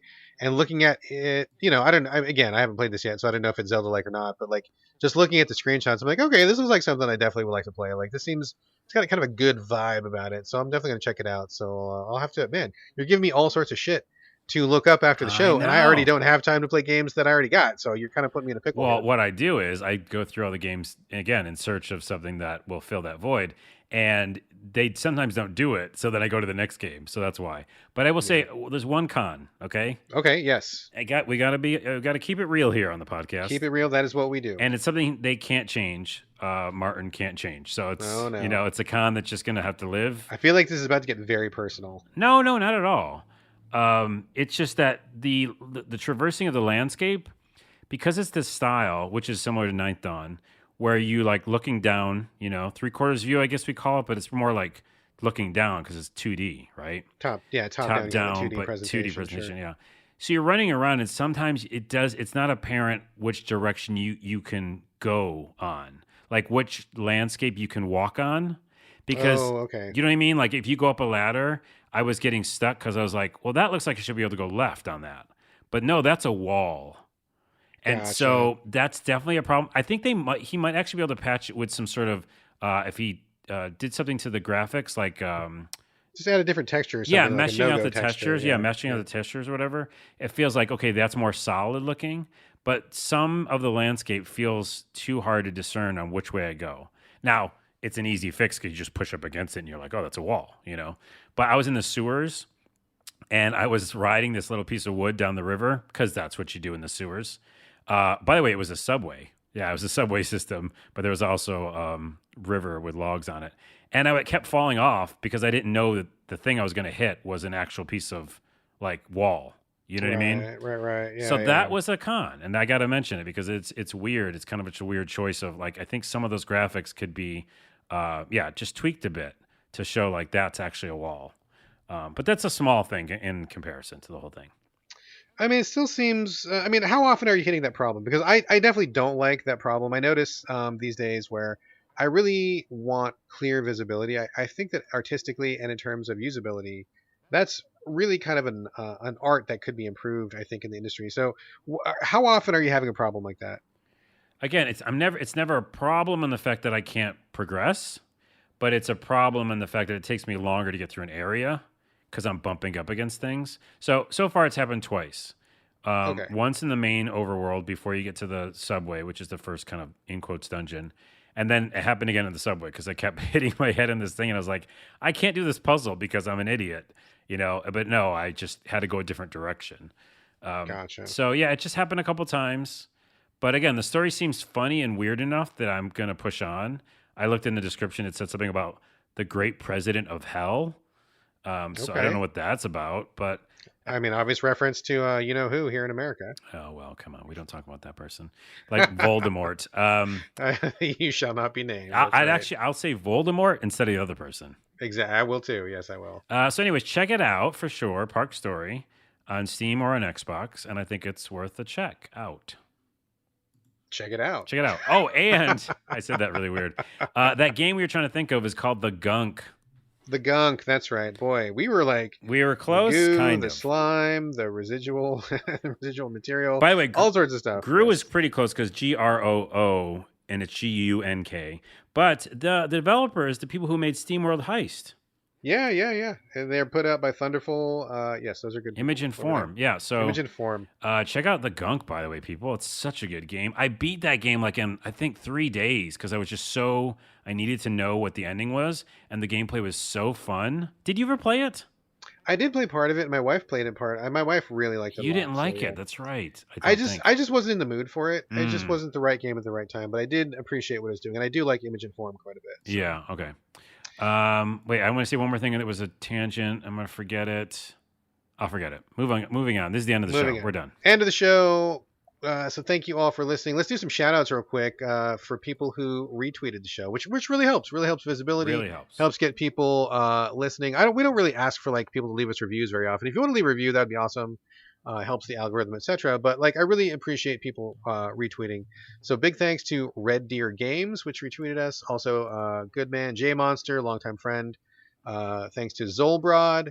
Thanks to My Tainted Brain, and also thanks to Baller Swag Sword. Thank you all for retweeting the show. Really, really, really appreciate it. And one last thing before we go here, I've been watching a couple movies lately. A lot of Halloween style movies. Yes. What about you, Carlos? Samesies, a lot of Halloween stuff. But before we get into that, the thing I mentioned earlier, the interview that I'm going to be a part of, Yes, tell us about which that is the Family Gaming Database, which we mentioned before. with Andy Robertson. Yep, taminggaming.com. I said Tammy Robertson. For a Tammy second. Robertson?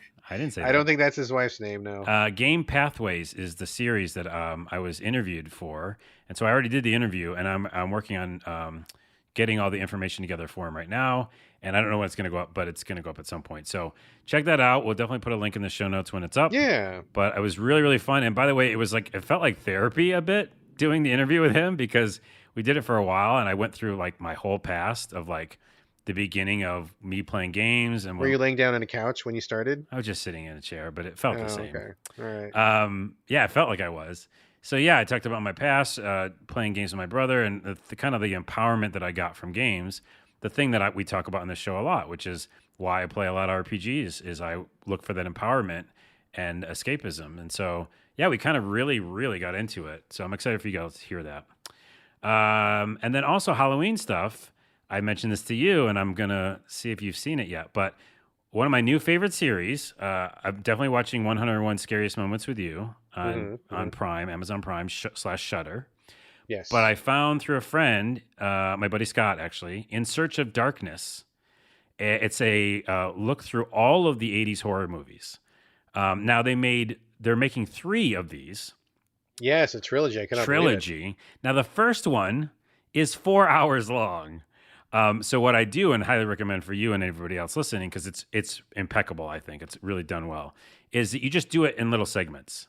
Right. So right. every night, I'm eating dinner or something, I load it up, or nowadays I'm actually watching at lunchtime in the daytime. Yeah, I just like watch an hour of it, watch 40 minutes of it. But it goes through every like pinnacle, huge, horror movie moment. But it goes through each movie and like in an order. So like they're starting at 1980 and they're kind of, bringing you Is it through. chronological order? Chronological, yeah. Okay, gotcha. Now, why there's 3 documentaries is because the first one really focuses on a lot of the movies we all know. Like I said, the Poltergeists of the world, the Jasons, the Michael Myers, and some that you don't. But then the second one, which I'm watching now, part 2, is more about the obscure movies, also in chronological order. So they go 1980 to 1989, but also all these ones you've never heard of probably. Interesting. Okay. And then 3, they're going to delve into more just like a bunch more of the overall stuff about horror movies in the 80s too. And I will say this, the other reason I love it is because they'll take breaks in between like talking about 3 movies or 4 movies, and they'll talk about VHS. And they're like, here's the history of VHS and why it was huge for horror movies. Then they'll talk about like practical effects, and they'll just do a like whole block on that for like 15 minutes. So it's such a thorough look into horror movies as well as 80s horror. And have you started it? I have not started because we're kind of juggling the 101 Scariest Moments, which we're watching on Shudder, and then we also watched this other one. Oh man, I'm totally blanking on the title of it, but there's another documentary on Shudder. And folks, if you like horror, Shudder is really like the place to be right now. It's the place to be. It is absolutely. They got so many horror movies, sure, but like documentaries. They got documentaries just out the ass. Just all these like so many interesting documentaries about the black influence in horror, the female influence in horror, the queer influence in horror, like foreign horror. Like there's all sorts of stuff that you can just really delve into if you want to learn about the genre and stuff. So I love Shudder, but there's this other one we're watching that goes through like the biggest names of the 80s and 90s. So like there's one, it's like a 5-part series, 6-part series. One episode is all about Jason. One episode is all about Michael Myers. One episode is all about Freddy. And they kind of go through all of the movies in that franchise. They talk about how that character got created. They talk to the special effects people. They talk to the actors. They talk to the director. And they just like basically just like everything you ever want to know about whatever series. They go from A to Z. We just watched the one about Nightmare on Elm Street last night. And I think before that it was Michael Myers. I think left we have Clive Barker doing Hellraiser. And I think there's one more that I am not remembering. But we're doing that one. And once that one's done, 2 episodes left, we're going to start In Search of Darkness afterwards. Nice. So. Okay. Yeah, you got to pace yourself. There's a lot to watch. And yeah. again, we're not sponsored, but we should be at this point. Shudder is great for that. They even have documentaries like This Is Guar, which I'm watching, Oh yeah, yeah. and stuff that's just kind of different or adjacent to weird, documentaries. But also back to In Search of Darkness, the third one that they're just releasing now. I think it's just coming out. They're actually doing like physical copies because again, they talk a lot about VHS.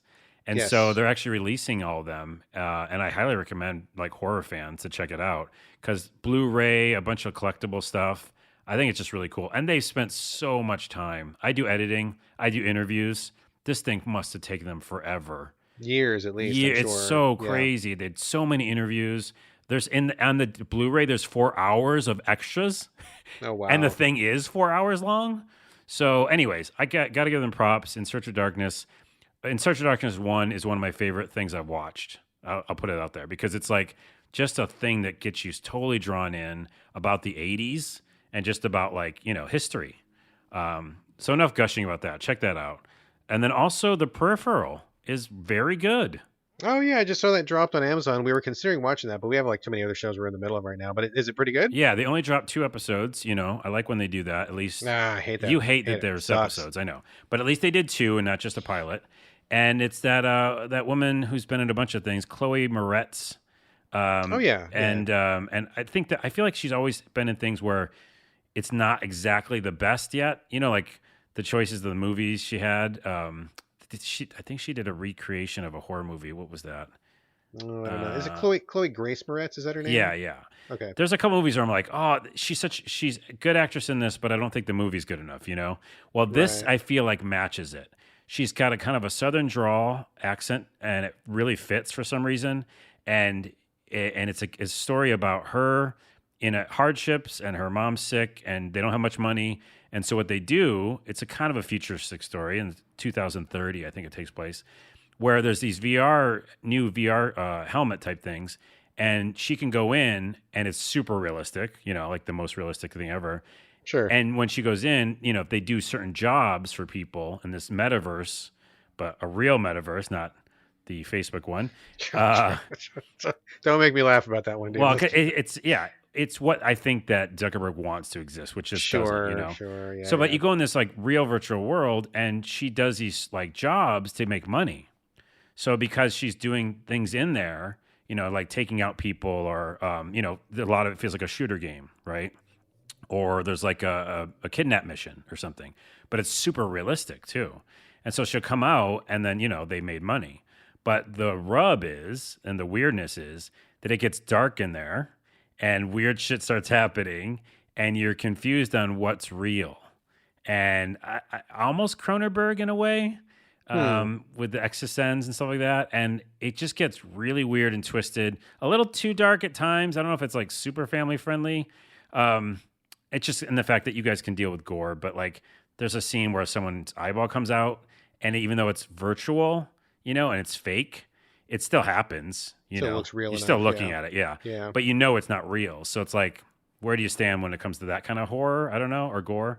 But I think it's just done so well, so weird. Some of the people that worked on Westworld worked on it, which I don't know if is a selling point for you. It is for me.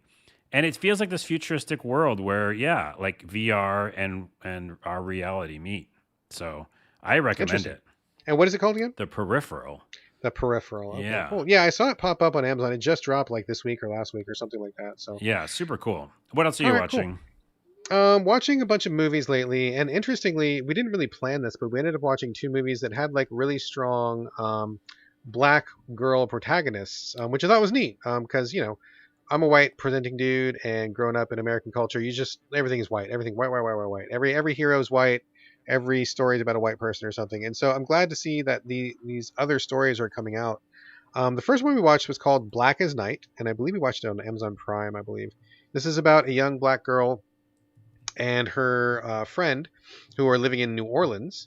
And it turns out that as she's walking home one night, she gets attacked by a vampire. And she slowly discovers that there's like this whole undercurrent of like homeless vampires that are living in New Orleans. And so she wants to get revenge on them for attacking her.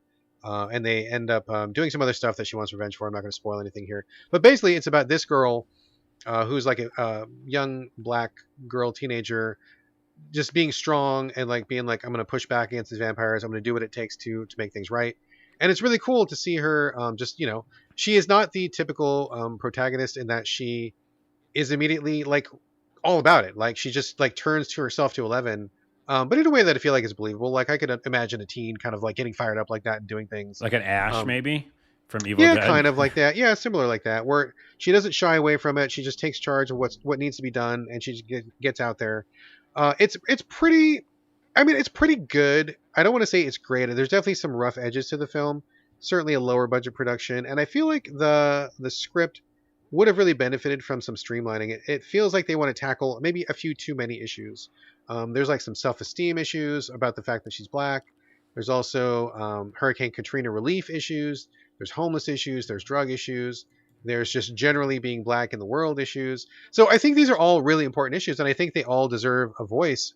But there's a lot in this film, and I don't know that they have time to explore all of those issues Mm. in the depth that they deserve. And also, it kind of takes away from the story because it's kind of like at some points it's kind of funny, maybe going for like a Buffy kind of a vibe a little bit, but then it gets really serious, and they're talking about how black people in New Orleans have been treated poorly by the government, which is also super important, right? But it's kind of a wild swing to go from laughing about shoving garlic in a vampire's face in one scene to the next one where it's like we're going to talk about systemic disenfranchising. So I feel like the director, and this is just me in my head, I don't know this for a fact, but I feel like the director is maybe like, this is my shot. I got to get as much in here as I can because, it's important. And it is important. But I feel like ultimately losing a couple of those peripheral issues or focusing on just a certain few would have done the movie a little bit better. Yeah, it could have been But a I feel, series, maybe.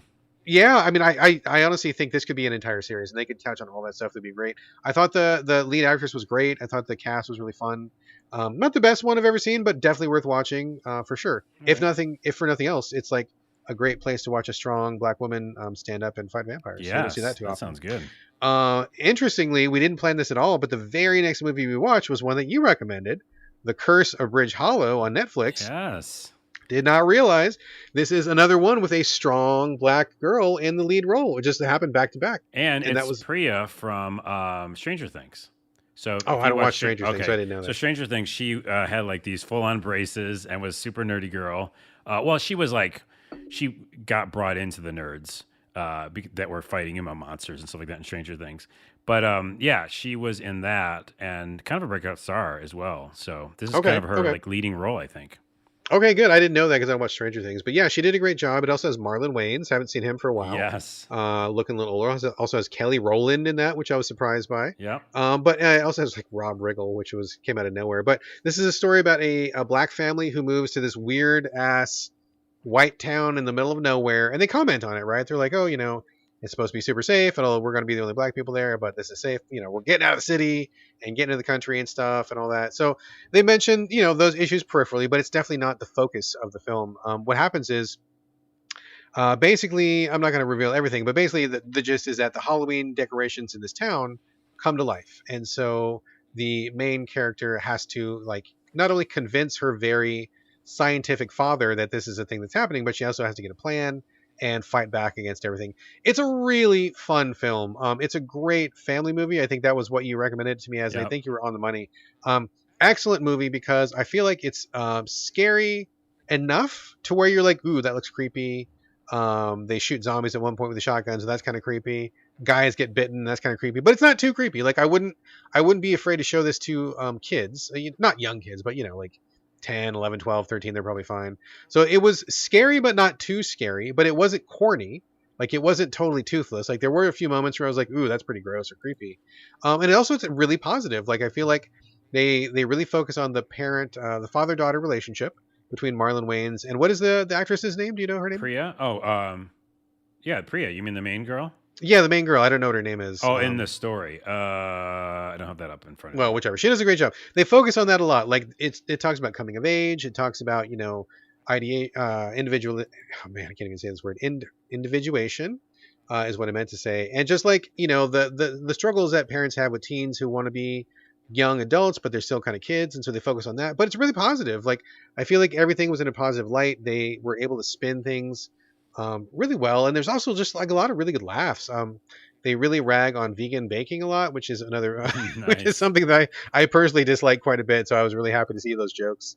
It's just a good film. Good film. Really fun. I could easily see this becoming one of our like regular Halloween watches. Like I felt like it hit on all the marks it was trying to go for. Cool. So good stuff. And again, another really positive example of a young black woman being in the lead role and being a wonderful protagonist. So that was Yeah, great. and it also has that kind of element of like science versus mysticism too, right? Exactly. Which is Yes. good. Exactly. And by the Yep. way, Yep. Yep. Lauren Lapkus makes an appearance, who's one of my Who is that? favorite. Lauren Lapkus. She I was don't know who that is. recently in what's it called? Oh my goodness, it's gonna kill me. I'll look her up. But she's an amazing comedian, and she's in some of my favorite stuff ever. And she's blowing up right now. She was just in that one movie. Oh no! I think who you're referring to is the mayor, and I know her face, but I don't know what her name is. Maybe that's the person. That's so funny that you you're know her referring as the to. mayor. Yeah, I think so, because she was the mayor in this, and she was actually pretty funny in this as well. So Well, hold on. No, we're not leaving this section until I just look Google. Hold on. okay, look it up It's real right quick. here. Look it It's up. the wrong Missy. The wrong Missy. If you've not seen that, if you want a just regular ass comedy where you're just laughing and it's so Is ridiculous, it like a movie, TV yeah, show? it's a What are we movie. It's a talking? movie. It's David Spade. Oh, dude, I'm out. I'm so. Oh, out. you don't No. like him? Okay, yeah, I'm that's out. I hate David. Okay, never mind. But anybody else listening who can deal with David Spade, and by the way, he plays a straight man in this, so he doesn't do any like snarkiness really. He's just like reacting to Lauren Lapkus, who's amazing. She destroys in that. She's just so funny. So, anyways, If she's who I'm thinking of, I love her, but I can't stand David Spade. So yeah, cancel she's that. amazing. Last movie I want to mention really quickly: 1991's Warlock. Have you ever seen Warlock? I don't think so. I'll look it up now. Oh man, Julian Sands and Robert E. Grant, I believe his name is in that movie from 1991. It's a movie that like people who know it love it, and it has a real strong cult following. But I find that a lot of people don't know that movie, which is strange because I felt like it was really notable and really popular when it came out.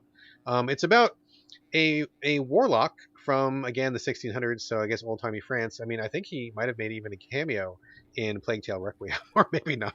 He was in the background. Jeez. There's a warlock who escapes to modern times, and the warlock hunter accidentally goes with him. And so here's this warlock from 300 years ago, shows up in like 1980 something or 1990 something, and he's like, new world, new rules, cars, electricity, buildings, and he very quickly gets a mission from Satan to go and do some stuff. The warlock hunter is following him. He teams up with this I don't know, this like weird alterna girl from the 90s who just goes along with for the ride, and they just have this like kind of weird adventure where they're kind of learning the modern times but also doing some serious witch hunting. Some dark stuff happens, and Julian Sands, I mean, this was a movie that kind of made his career. He got really big for like 5 or 10 years just based off of this movie.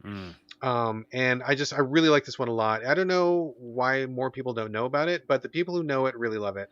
So I definitely recommend Warlock from 1991. Great stuff. I just watched it yesterday. Totally holds up. Only like one or two kind of like oopsie moments just from the time period, but overall definitely holds up. Very interesting stuff. Yeah, I looked at the cover and I recognize the cover, and also they made 3 movies of it. Yeah, I have not seen the other 2. I don't think they were as well received. I But don't think number they 1, were either. I think is Yeah. where it's at. It's a cool concept. Yeah. Yeah, definitely good stuff. Before we go, I want to also mention Reboot because I didn't want to give it a chance, and then I gave it a chance, and I'm very happy I did. It's a show on Hulu. Did we talk about it before? You and I talked about it on DM. We have not talked about it in the show. Yeah. Basically, it's just like they're rebooting supposedly an old 80s TV show, right? There was like, it's called Step Right Up. It was like Full House and all those kind of shows. Right, like a fictional Yeah, show. fictional show. So this is a fictional reboot. And it's like, like 20 years later or something, they're all older and they're going to just kind of basically do it again. But you have 2 different like creators of the show battling each other. So essentially you have the old fogey who wants to make it like an old 90s, slapstick humor show. And you have his daughter who wants to make it gritty and real, about like Yes. if these people came back, what would they really be like? But the story is obviously not just about like the sitcom. It's about all the stuff around it, right? These actors and the world that they live in. Here's the thing. It feels like Park and Rec in the fact that it's super snappy, super smart. It's not 2 camera. It's none of that like documentary style, but it's just done very well. Like I know writing, okay? I write every single day. I'm not the best at it, but I know how you make a fucking joke and how you tell the story. And they pull on your heartstrings. Like the second episode, I was like, am I feeling the feels? This is a comedy. I can't recommend it enough, man. It's like very fucking good.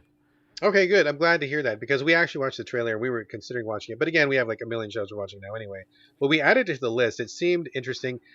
Just hearing about the premise, I wasn't into it. But then when we watched the trailer, I can't remember who's in it, but we were like, we recognized everybody who was in there. We're like, oh, okay, this will be, I get what they're going for, like the fictional reboot stuff. So it seemed like something that was going to be up our alley. I'll definitely give it a shot for sure. Yeah, I almost noped out too, but like you have to watch an episode, and once you do, you go, "Oh, I see what they're doing." They're like, Right. they pull on your heartstrings, and you don't expect that, you know. And Paul Reiser's amazing in it.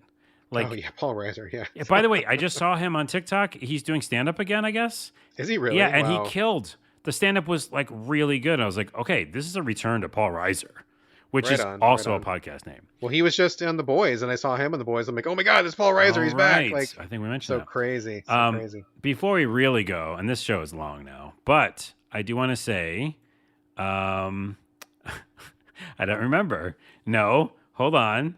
I think I was just going to mention the 80s thing. When I go back to the horror stuff, the only caveat I'll say, because we do like give people advice and stuff, In Search of Darkness 2 delves way too much into the gore movies. Oh, really? Yeah, Okay. so I almost like, I don't know if I'm going to nope out, but like in Search of Darkness 1, it's in there. Like they'll talk about Hellraiser, they'll talk about, you know, but like then they go past it. Like I feel like even 101 Scariest Moments spend too long on some of the gross scenes. In Search of Darkness kind of like shows them and then it moves on. But In Search of Darkness 2 really gets into some pretty trashy films. And they call them trashy if they are, you know. Yeah. But I don't want to see that ever. Because like, while I love horror, I like the mystical weirdness of horror. But I don't really want to see, the really gross stuff. So Yeah. I think that in the 4 hours of the one that I watched, the first one, it was there, but it never really bothered me. But yeah, I think the second one was kind of tricky with that. But I'm not huge on gore either. I love horror films, but I'm not like all about like the extreme close up of the eyeballs exploding or the guts spilling out. I mean, Right. I'll watch a movie if that's in it, but if that's what the movie is like about, then I probably will not watch that Yeah, movie. yeah. So Just little asterisks for people. yeah. Well, one more final thing before we go. Also, this is the last thing. Just heads up that Dead End season 2 just hit Netflix. I was a big fan of season 1. It's about a haunted amusement park where the protagonist is openly a trans character, and they go through not only their personal journey but also just like dealing with angels and demons and ghosts and monsters that are in this amusement park as well. Really funny, really good. Had a great heart. We watched all of the episodes like in a week, and we just loved it. So season 2 is up. Haven't watched it yet, but just heads up that it's out there. So check it out. Definitely, if it's as good as the first season, it's going to be good stuff for sure. Cool. And finally, Oh no! just the There we last go. thing is because we're talking about horror, and this is instead of the very end sign off. And you again, anyone listening now is our super fans. I'm dropping my horror sketch tonight. Oh yeah. Time of this recording is Sunday, so if you listen to this tonight or tomorrow when it goes up, probably it'll be up. Just check out TikTok or Instagram or YouTube. It'll be on all the places that you can find me. There we go. All right, excellent, excellent. All right, now that Is it. that is it. That's That is it. a show. That is a show. All right, folks. As usual, we want your questions and your comments. Hit us up, sovideogamespodcast@gmail.com. We're on Twitter @sovideogames. You can also hit us up individually. Carlos, where are we directing your traffic this week? Yep, just TikTok, Carlos Rodella, And Instagram. and Dodromarketing.com. If you want a weird, funny sketch like my sketches on TikTok for your video game, go to dodromarketing.com and give me a call. social engagement, any kind of like social media, videos, any kind of outreach, Carlos is your man. Please go to dodgerollmarketing.com. If you're an indie developer listening to this podcast and you listened all this way, you definitely got to go to dodgerollmarketing.com for sure. Check it Give this out. man, check it out for sure. All right. As for me, go to dodgerollmarketing.com first, Nice. and then you can go on Twitter or Instagram. It's my name, BradGallaway, all A's, no O's. And this is for sure going to do it for episode 307. Thanks again for joining us here on the Soviet Games podcast, and we will see you next week for the spooktacular Halloween episode. Ooh, spooky! But in the meantime, also my new microphone too. But in the meantime, this is bye from Brad on the old microphone. And boo to the old microphone. Hello, new one.